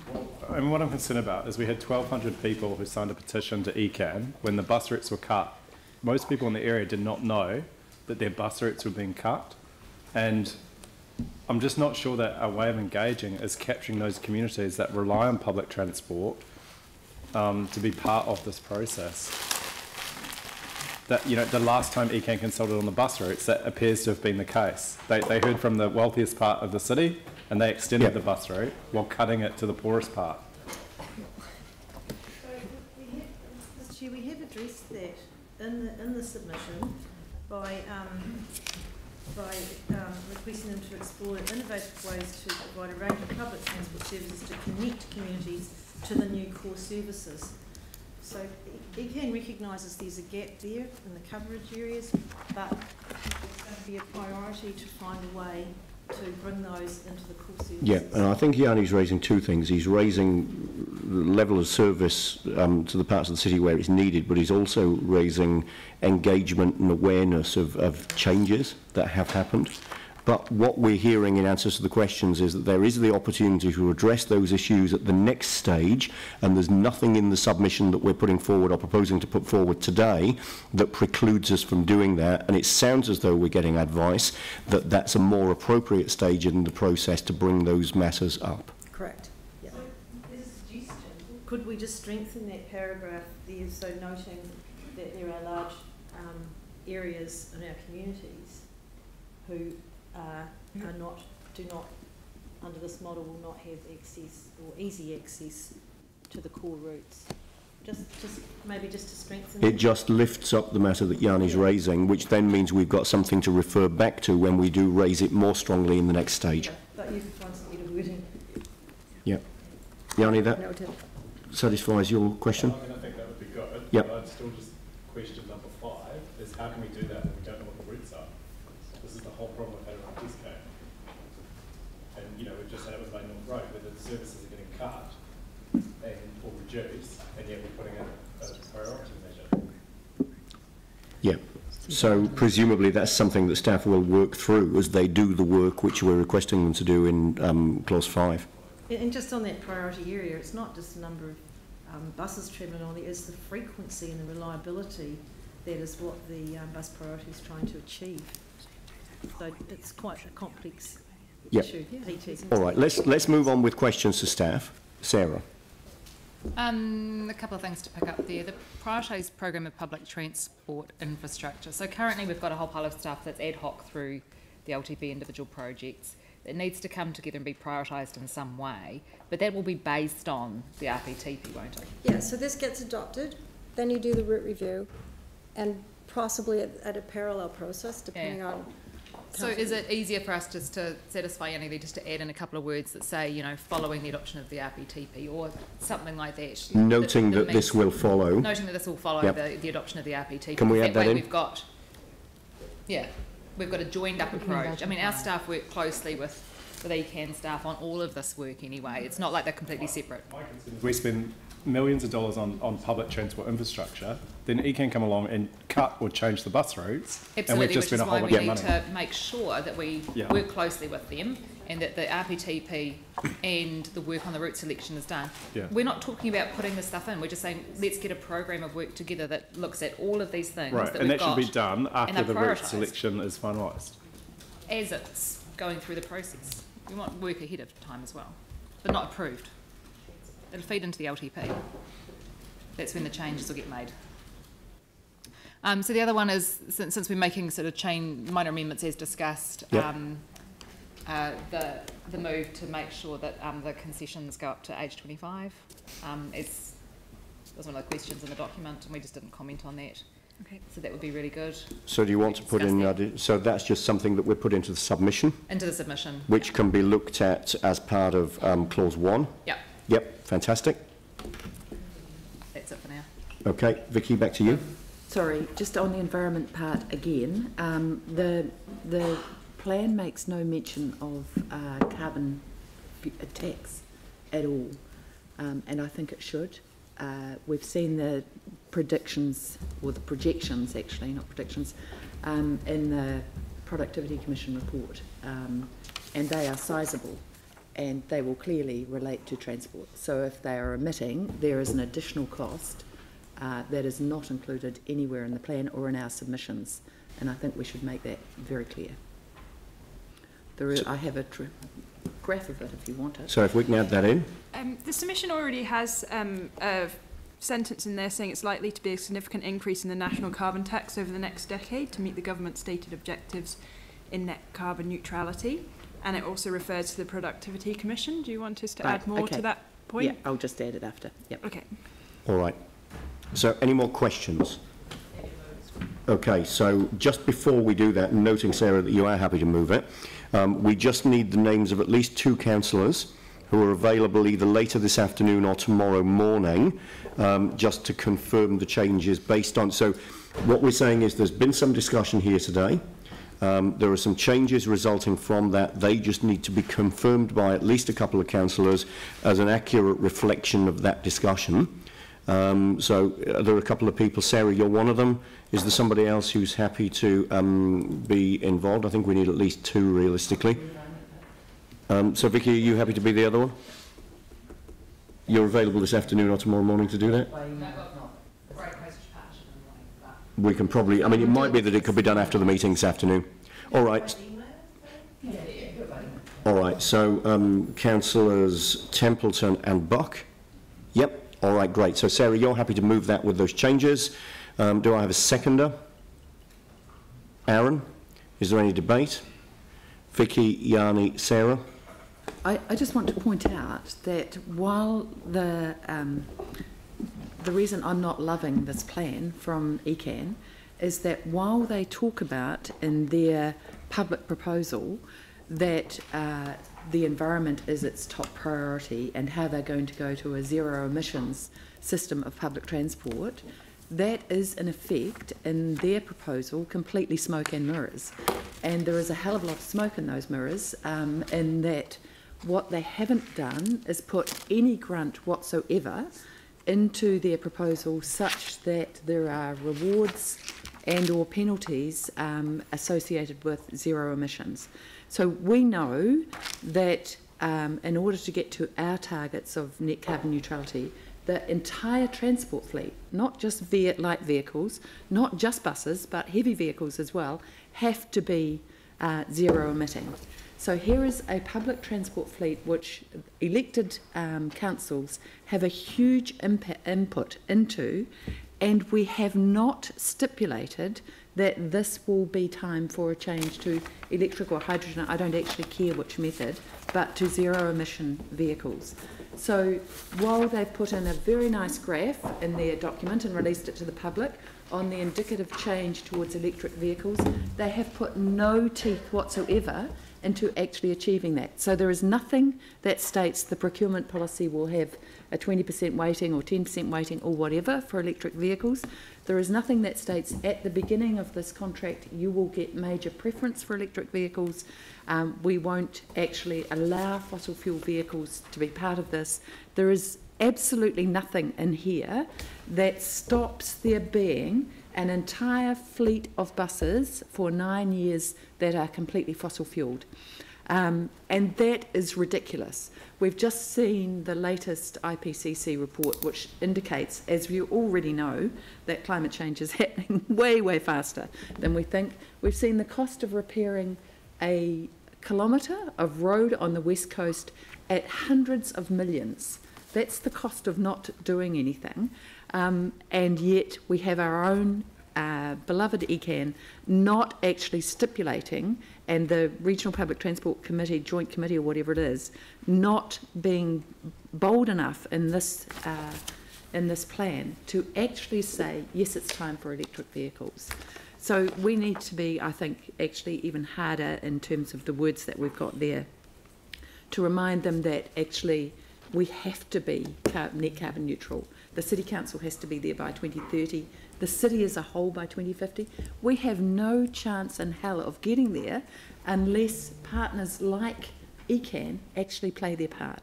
So we have a PTOM transport system that rewards the lowest cost solution to public transport, that makes no provision, that does not reward bus operators in any way, shape or form for actually picking up passengers, which you would think was reasonably basic to public transport. So we have a PTOM system that's a legacy of the last government that is just revolting. And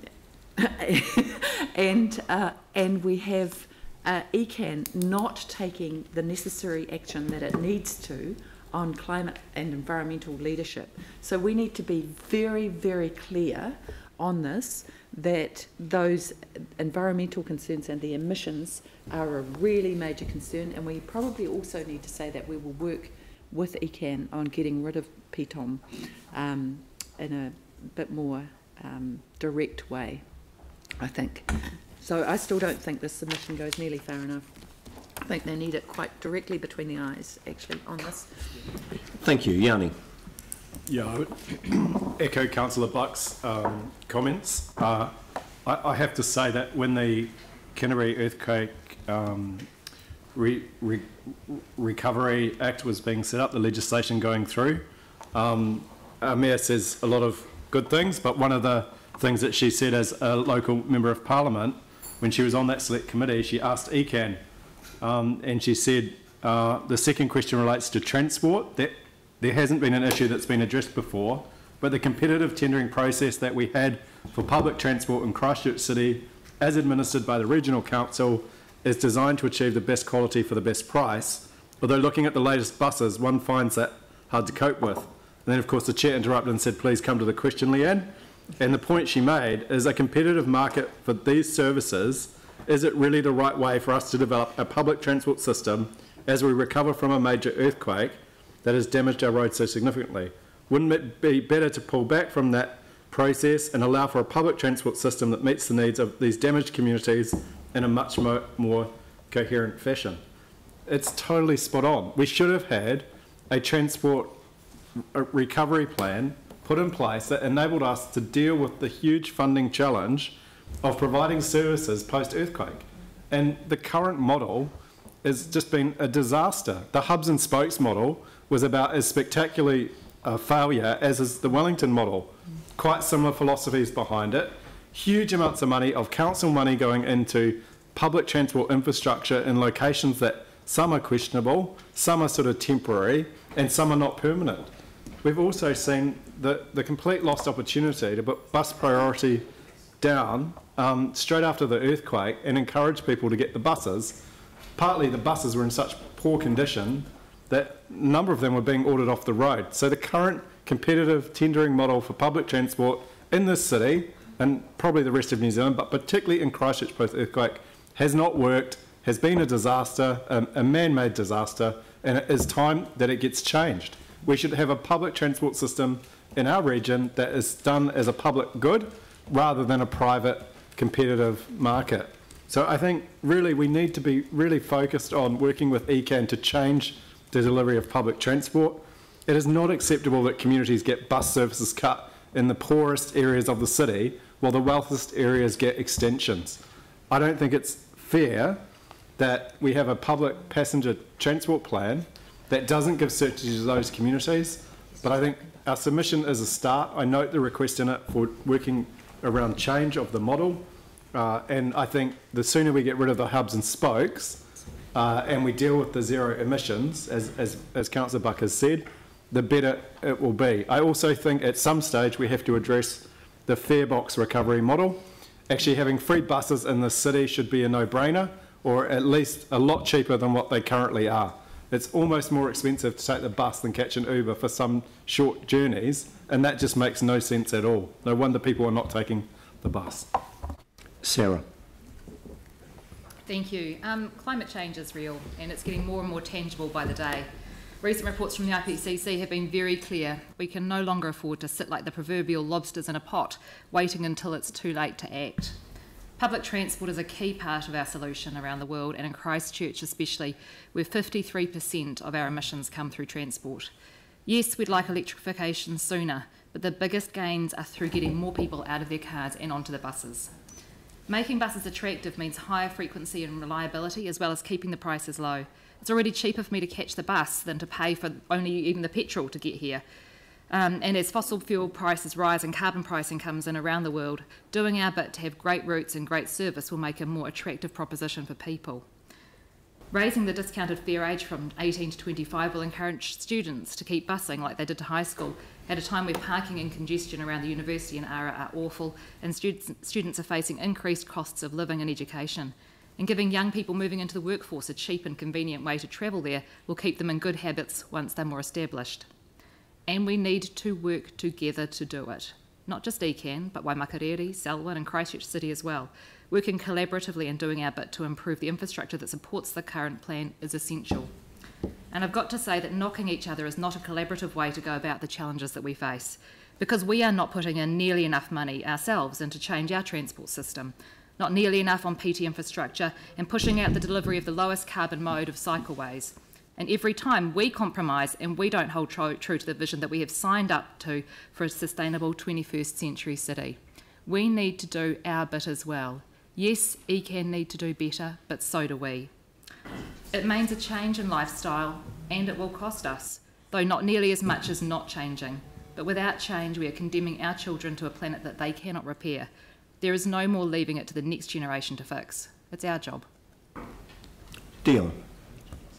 It's quite interesting. Public transport is changing quite rapidly. Actually, transport full stop is changing quite rapidly. So I really, I just wanted to say that I support the inclusion of us supporting the inner city bus service trial. I think that's something that the communities, especially in the western part of the central city as it's developed, have been asking for quite some time. So hopefully with this going through, then we can start actually getting the actual bus on the ground, which will be really good for the central city communities, and we'll actually work with the Central City Action Plan.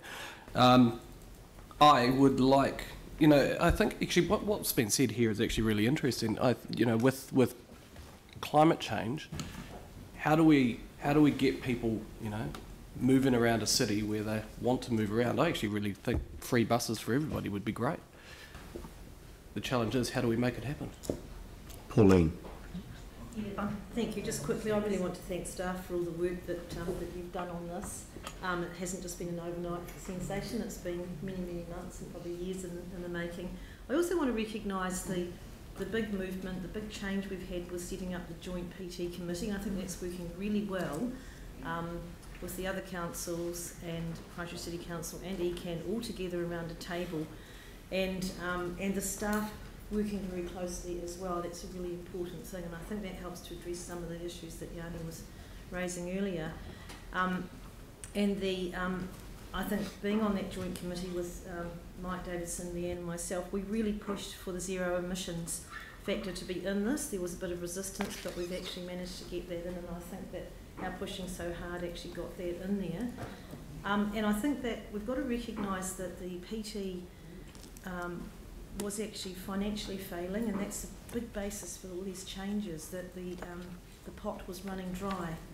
So I think we've reflected that in the last paragraph here, that we'd like to work with ECAN to approach government with recommended changes to the PT operating model. The current model results in long service contracts, but also in looking at, we could take that further and looking at, well, as Dion said, how do we subsidise PT a bit more? Is that an option? Because that feeds into all our climate change goals, getting people out of the cars right across the country. And I know that Leanne will probably touch on this in her submission, that perhaps the government could look at a bulk purchasing of perhaps, say, electric buses and leasing them across the country, so that actually contractors are relieved of that huge cost and make it more viable. So that's the basis of the big changes in this model, because it was just not being patronised as much as it should be. I don't think that any city, possibly Auckland, might be achieving a 50% fare box. Just. Christchurch is well under that, around 40, 41%, I think. It's 43. So that's well below making this a sustainable model. So it's actually, there may be government intervention called for here, or some other way to fund PT rather than just the fare box recovery. So, thank you, staff, for the really incredible work on this, and the Joint PT Committee will be working hard to make sure that every voice around this table is heard. Thank you. Anne. It's really pleasing to see that public transport is being seen more as public service.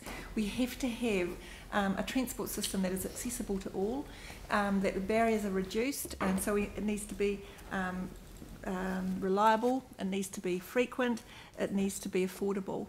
This is actually a question of equity for a lot of people. To be able to travel to work cheaply and easily is a hugely important thing, and many people don't have the resources to maintain and run a car. And at the moment, getting to work on a bus is both time consuming and money consuming. So it's very pleasing to see that as a city, we're, along with ECAN, that we're starting to address that issue and to make public transport more accessible for all. So very supportive of this. Thank you. I'll put the motion. All those in favour say aye. Aye. Against? That's carried. Thank you. So then, moving back to item 13, Chairperson's report for the Tailors Mistake Batches Working Party to amend the membership, and noting that that's all we're doing in this item. Pauline, you're happy to move. Sarah, you're happy to... Yeah, I'm happy with that. So Sarah will move, Pauline will second, and that's appropriate. Sarah, did you have any comment to make on this? Oh, just really briefly. I mean, it's just a change of membership. We changed the terms of reference a while back and took Māori Gardens out, which means that it doesn't cover the Banks Peninsula anymore. There's been a lot of work going on in the background, and it's really good to see that that is public now, and that there's been lots of feedback from the community already. So I'd like to welcome Councillor Galloway to the working group, and look forward to getting this resolved early next year. That's great. Thank you very much. So I'll put the motion. All those in favour say aye. Aye. Against? That's carried. Thank you. So then moving forward to item 16, the Community Resilience Partnership Fund. Are there any questions on this? No questions. Sarah, you're happy to move. Anne's happy to second. Yanni, you've got a question, so if we can bring staff to the table, please, for that question. Thank you. I just wanted under 3. I'm just trying to understand what they actually do. Like, it was really unclear. Like, are we funding staff, or I don't know if you can just give us a bit more sense of the budget breakdown. But I was really just trying to understand, yeah, that seemed like an existing project that currently was being funded through current funding sources that we're now being asked to pick up and continue.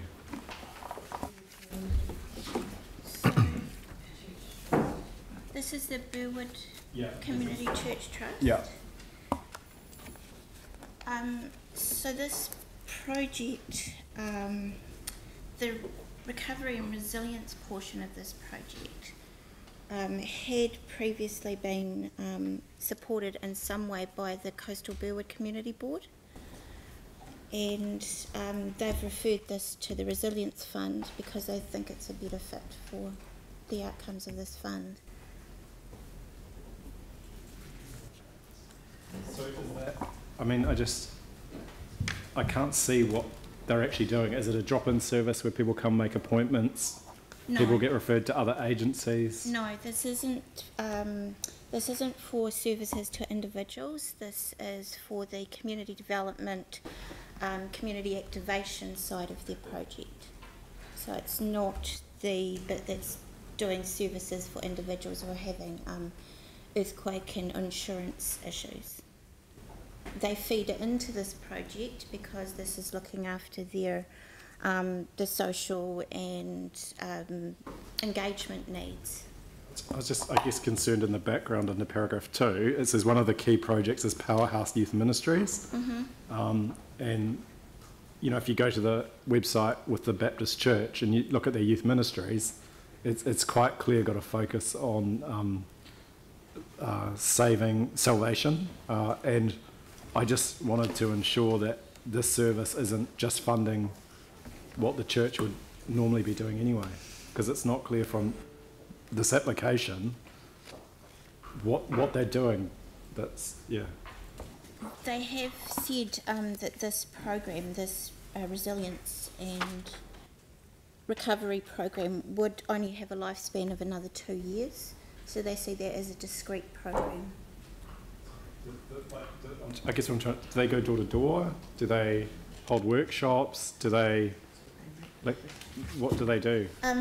My understanding of it is that it's a whole raft of projects that they have throughout the year with specific focus on community activation and building resilience within that community.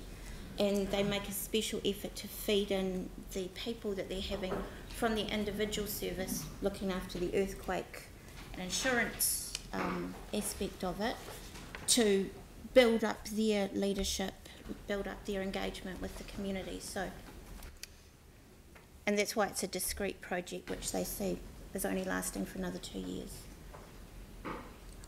So whilst they might have, being a church, other projects that are overtly religious, the projects that we're funding are not. That's correct. Yeah. So whilst Yanni uses the word salvation, that doesn't come into the projects that we're talking about here. No, these are supporting the general community. Thank you. Okay, are there any further questions? Yep. Like in the background it says one of the key projects is Powerhouse Youth Ministries. That's not being funded through this application in any way? That's not part of this application at all. Anne? Can you tell us what percentage of this funding is for the 24/7 youth workers? None of it. None of it. None Okay, of it. so it does say they're supporting the 24/7 youth workers. Yeah, in the. So that's the background of the organisation itself. Right. So we talk about the other programs that the organisation run, just to sort of set the scene. And then we go into what the resilience application is actually for. So that this bit about the Powerhouse Youth Ministry and that, it's just letting you know the other programs that this organisation run. Thank you. All right, so this has been moved and seconded. Is there any debate? I'll put the motion. All those in favour say aye. Aye. Against? That's carried. Now moving to item 27, the Chief Executive's report.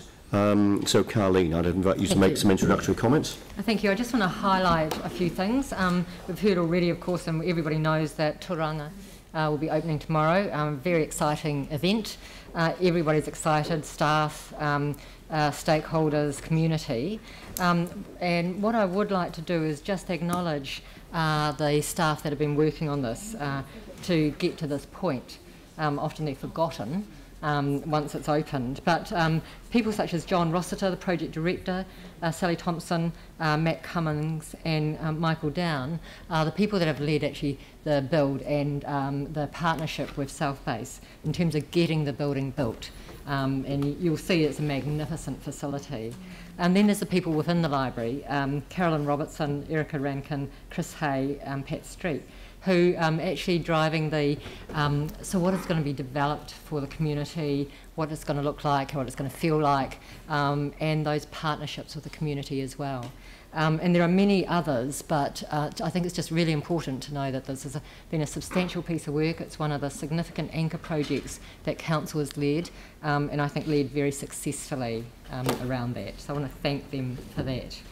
Some other work that's been going on, there's been a lot of things happening. So we reached that major milestone in my council so that we changed the way that we interact with our citizens, giving them another opportunity to use particularly digital ways in things like managing a service request. My husband used it the other day and he immediately got back a response and closed the loop. So he thought it went really well. He went down a walking track that had been closed, and it was closed at both. It was open at both ends, but closed in the middle. So he wanted to know about that. Again, it's a way of making issues more accessible, contact with the council more positive and easy for people. But it's an ongoing project. Of course, you also endorse the Central City Action Plan, a really inclusive interagency approach to making the city's central city easier to live, work and play. And it's an ongoing project, obviously, to draw people into the central city, particularly those that haven't been here. And the issues that you're talking about in terms of public transport and those sort of things are actually really important considerations in that. And then finally around the carbon savings recognised by UGO. So with a fleet of electric vehicles just under 12 months and contributing 50 tonnes of carbon saving in Christchurch, it aligns really well with with your strategic priorities. And so UGO, to recognise that, will be planting 1,000 native trees in the Canterbury region. And along with that, of course, we received a commended in the public sector award category for our resource efficiency and greenhouse gas emission program. So there are just a number of commitments around reducing our carbon footprint that you've identified as a priority, and we'll continue to do that in thinking about that in everything that we do. Great, thank you very much. Do we have any questions for Carleen on the report? Anne? Thanks, Carleen. I just wondered if cycle safety is, the whole program is running at capacity, and just wondering if going forward there are any opportunities, do you think, in terms of how we could increase the resource for that, because it is a significant area for all of us in our community boards in terms of getting kids to safety. And it may not be an appropriate question, but just wondering if you had any reflection on that. Well, I think that's something that you should discuss in the annual plan, really, if that's a priority and where you want to allocate resources. Also, whether there's any opportunities to do things differently that makes it, I guess, more productive in the way that we deliver those services. Pauline. Thank you, Carleen. I'd like to thank you for the quite large paragraph you've donated or given to the McFarlane Park Centre opening. When it finally opened, it was wonderful.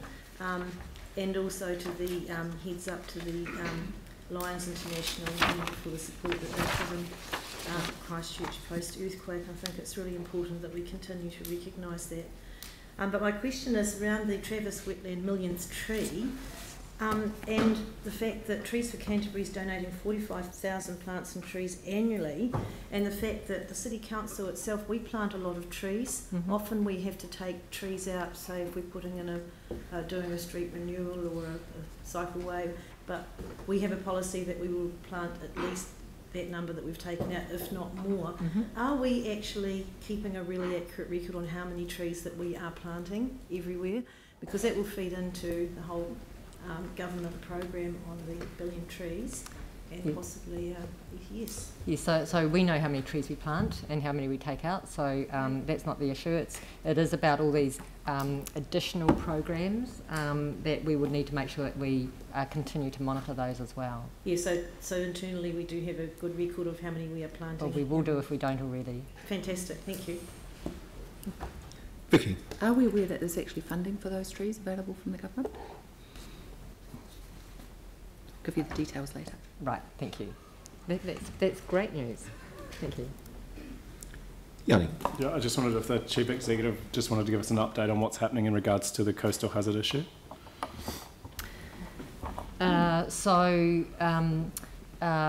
We've done some work in terms of asking for advice on what a proposed policy might be and rule. There's a stakeholder meeting tonight to share that with the key stakeholders, particularly residents or representatives of residents. There'll be a paper coming to on Monday, that's right, we've got a special meeting on Monday to talk through that. And then we've asked the stakeholders under the Section 71 to rapidly turn around their comments so that then we can get that to the Minister and back to here. And so they've agreed to do that. So have we heard back from all the stakeholders yet? No, because once you agree it on Monday, it goes out to the stakeholders. Right, okay. Ask for the next one, just very quietly, could you possibly include an update on the Botanic Gardens lighting to save me nagging staff? We can do that. You can still nag staff. Well, you still will, I know. Thank you. Jimmy. Thank you, Chair. I ask CEO, I remember probably before you did have those statistical record regarding the monthly basis, when you present to us regarding how many the CSR number, and also how many categorize what kind of issue, etc. But I didn't see recent several months. I didn't see. Sorry. I just missed what I used to put something in the report that's not in there. Yeah. What was that again? CSR number from the ratepayer, from the residents regarding their work. Monthly, calls. How many? Yeah. The calls. Oh, I'm sorry, I've missed that. Where about? Yeah, that's right. So in my head, there's been an increase in the online questions and calls. Questions. Slight decrease in the number of calls, but that's in my head. So we can get those numbers for you. Yeah, because why I point out this one very important. This one, is the resident might have, whether have any the issue or concern, whether we have, dealing with and the process and feedback to them. That's kind of confidence. Yes. For the council, that's very important. Yes. I prefer that we can continue CEO report to us. Yes. Agreed. Thank you. Yep, great, thanks. I'll go to Mike and then I'll come back to you, Yanni. Mike. Thanks. Just a comment around the Yugo Share tree planting. It has been done, so they planted 1,000 native trees up in Evans Pass Valley, and not only have they obviously already hit 50 tonnes, they're set to hit 100 tonnes of savings before Christmas. That's amazing. Thank you. Thank you, Yanni. As much a comment as a question, but I don't need an answer now. But I think it'd be really interesting to get, when we get those statistics back, is around the number of people that have registered to the My Council. I think it's a great initiative. It's really great to see that get off the ground. It'd be really good just to track the uptake of it, and just to see how it's working. Thank you. Thank you. Vicky. I just received an email from ECAN saying that they have received a application for the Cloud Ocean thing, which was. Is this in the report? No, it's the bit that's not in the report because it wasn't relevant. Could I just make sure? Okay. Well, wasn't received till yesterday. Could I just make sure that the submission that the council makes as an interested party is circulated in a very timely manner so that we all have the chance to. All right, so outside of the report, but we'll pick that up. Yeah, that's fine. Thank you. I'll forward you this email. Are there any further questions for the Chief Executive? Okay, I'd just like to make a comment before we, in fact, I'll move the report, but I'll make a, can I get a second for that as well, Pauline? And then I'll make a comment. I stepped into Tauranga for the first time 2 days ago.